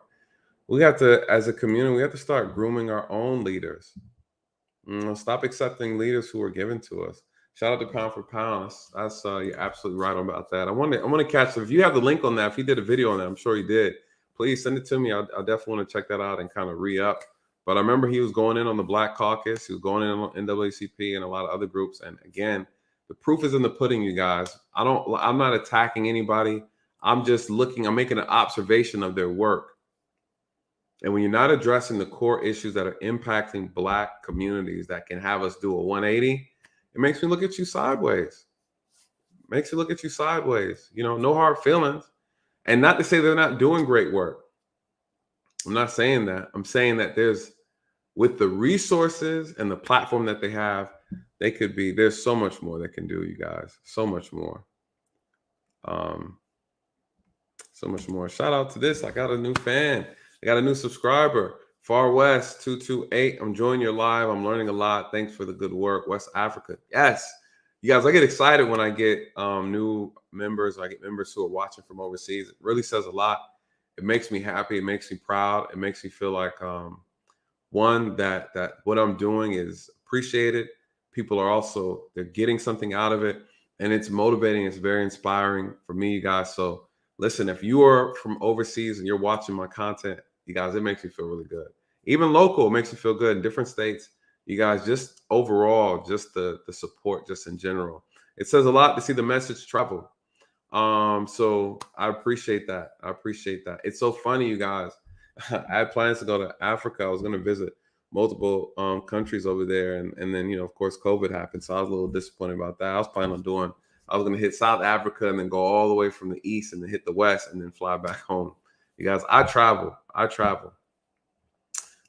thinking about doing a video about the lady, Brittany, who is in Russia, for that Russia jail. You know, I might talk about that. You guys, I travel a lot. You know, I'm an active, globetrotter. I'm going to tell you right now, when I leave and go to other countries, I do not play around, you guys. I study their laws before I leave and visit, and I act like a citizen when I get there. I act like their citizen, right? You don't leave and go to other people's country thinking you're still American, you guys. They don't play that. I'm telling you right now, it's not cute being locked up abroad. Everybody should have saw the TV show like I saw the show. If you didn't, you're missing out. Kelly Don, thank you so much, Kelly. Thank you so much. Welcome to the channel. Thank you, Muhammad. You know, we had a good conversation, Muhammad. I appreciate the questions that you asked and even the information that you offered. Again, this is what it's all about, us coming together, having these conversations. So I don't want you to think I took offense to what you said earlier, but I thought what you said was perfect and it was right on time, especially when we're talking about race. We're talking about race relations. We're talking about hate crimes. We're talking about the evils that people do in this country and in this world. You guys, we also have to remember that there's a lot of great people, amazing people in all shapes, sizes, and colors in this country. And we all just want to get along, right? We all just want to love each other. We're not here trying to play games with each other, not to manipulate each other. We truly want to enjoy each other, especially just as Americans, right? Can we just look at each other as Americans? And we do understand that there's an overwhelming force that wants us divided, right? Because it's control and it's profitable. But we know that everyday people here, we're not down for that, you guys. We all love each other. And unfortunately, we have some wicked people in this world. It is what it is. That's, we have bad, we have good. That's why we have the police. And we got bad and good in the police, right? We got bad and good all throughout government, all throughout these politics, there's politicians and things like that. It is what it is, the nature of the beast. I always say, let the good prevail, right? If you want to see more good in the world, then raise more good people, right? Unfortunately, a lot of this wickedness is a reflection of society. It's a reflection of society, but I do know there's more greater good people than there are bad. So yes. Huh. Interesting. Listen, you guys, I hope that you enjoyed this stream tonight. I hope that you took away something from it. It was a great conversation. Thank you for all those who came up. Shout out to my man, Mr. 444. He's a good brother. He's always dropping some good gems. Shout out to Dre, Millennial Mark TV, Shad. You guys, shout out to everybody. I really appreciate everyone who came up. Thank you so much for all the support with the super chats, you guys. They really mean a lot. Uncle Stu always showing support. Sir Hale Speak. Love that brother. He's got to help me. I got to go through his closet. That brother be sharp all the time. I got a little suit game. You guys haven't seen me in a suit yet, like for real. I could throw down, but Sir Hale be throwing down. Luke Hazley, always thank you so much. Appreciate it for all your support, pound for pound. I really appreciate you as well. And then shout out to Chemo C. Thank you so much for becoming a member. Listen, you guys, if you want to become a member of this channel, it's the join button. If you see value in this channel, you want to support the effort, you want to support what I'm doing, you want to stand behind the message. You guys, listen, I know I can be a little radical sometimes. I'm very passionate. I love people. I love serving people. This is why I was so passionate about being a law enforcement officer. And even after my tragic accident, you guys, I couldn't stay away from helping, right? I don't know. It's like I love people. I love seeing people happy. I have the heart of a humanitarian. You can't shake that. When it's in you, it's in you. Right? When it's in you, it's in you. And even after all that, I couldn't be selfish. I couldn't sit on this knowledge. I couldn't sit on this wisdom, this little bit of wisdom that I have. I felt like there's something I could do to make a difference, you guys. That's why I'm here. That's why I started this channel. And I will be honest, I don't know what I'm doing, right? I'm just kind of going with it as things kind of unfold. I'm learning as I go, and you guys are teaching me a lot as well. I'm not above learning. Sometimes I can be a little bit spicy sometimes, and you guys don't hesitate to correct me. And listen, I don't mind. This isn't about me. This is bigger than me, you guys. This isn't about me anymore. It was never about me. I'm just a vessel, a voice to be able to speak some truth, bring some awareness, bring some insight. And again, so I appreciate you guys' patience. When I'm making these videos, I'm learning, when I'm doing my little pre-edit videos. Listen, I dropped some videos today. If you haven't checked it out, the one on Chris Brown, as you guys know, he was going through it. Talking about sexual discipline for the young men, how to avoid situations that Chris Brown's getting himself into. I talk a lot about Black empowerment, things that are plaguing our community, things that we can fix, things that we don't need any type of political movement to do. These are things that we can all do if we just focus on ourselves, right? Each one in the mirror, focus on being a better version of ourselves. These are things we can change, things that we have control over, you guys. There's so much more we can do if we work together collectively as a community. There's so much more we can do if we stop blaming others for our current condition and current situation. Though we are not ignoring the past, we are acknowledging that we need to move forward, and we need to move forward with a purpose, right? Under one agreement, love, cooperation, respect, so there's a lot of things that need to be addressed, the education, the ignorance, and how we can better ourselves. So again, I do talk about a lot of things, you guys. I dive in and out of a couple topics, but I will say my expertise is in law enforcement. And I think in all these years that I've done this profession, it has given me the privilege to see a lot of things and see how things are connected, see how things work, understanding people better. And I feel like that is helping me in this situation. So I really appreciate all of your support, and shout out again to Pound for Pound. I appreciate you, brother. And so with that being said, you guys, hold on. One snuck up on me. Yo, God bless. God bless. I really appreciate that. Pound for Pound.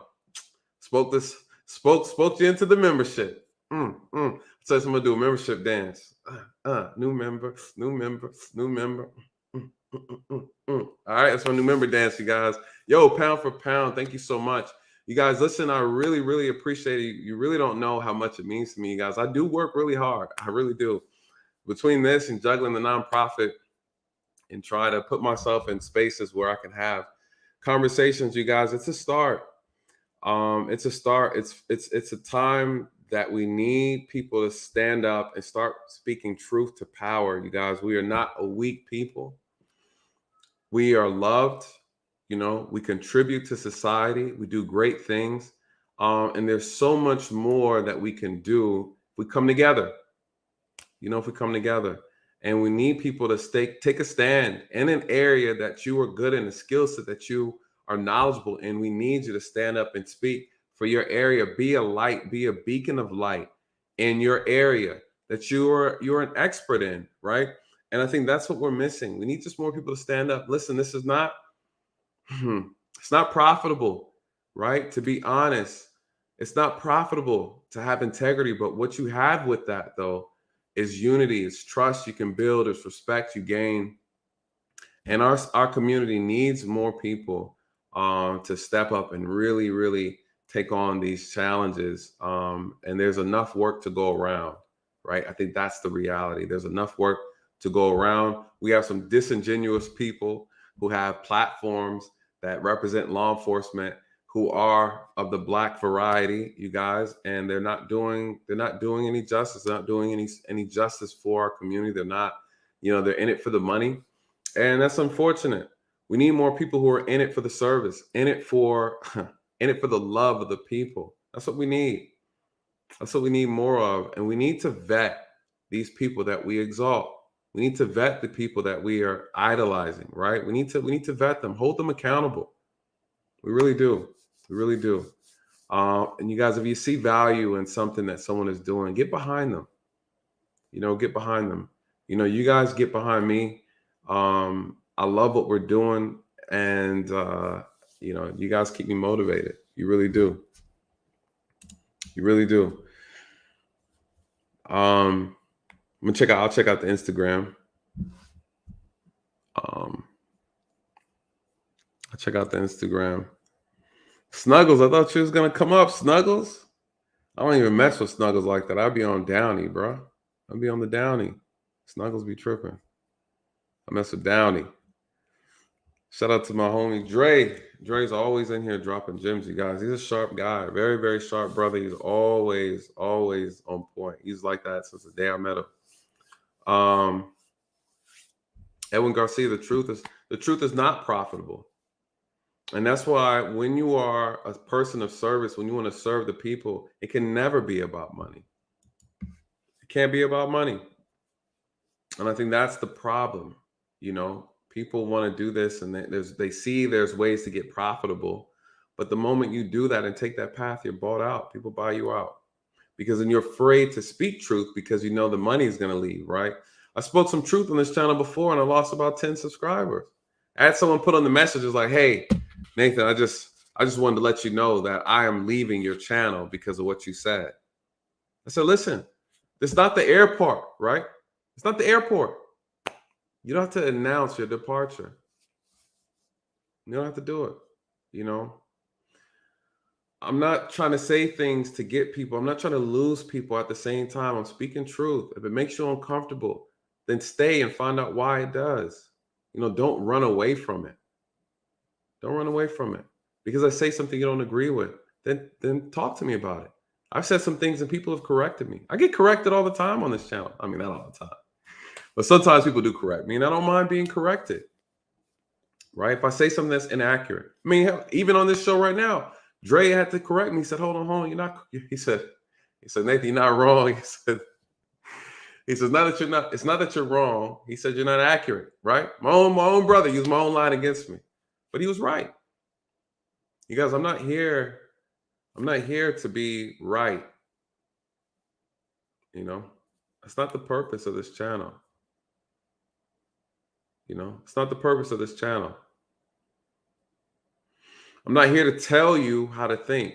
I'm here to show you something different. I'm here to give you a different perspective. I tell you guys all the time, I'm here to translate things. I'm here to provide insight.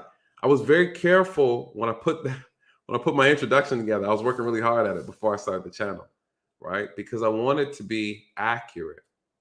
I'm not here to be right. I'm here to be accurate. That's why sometimes when things come out, you guys don't see me drop a video right away. So I'm not trying to be the most popular. I'm trying to be the most accurate, the best that I can, you guys. And I make mistakes. Sometimes I get it wrong. You know, sometimes I get it wrong. Shout out to Common Man. Hey, that's a good brother as well.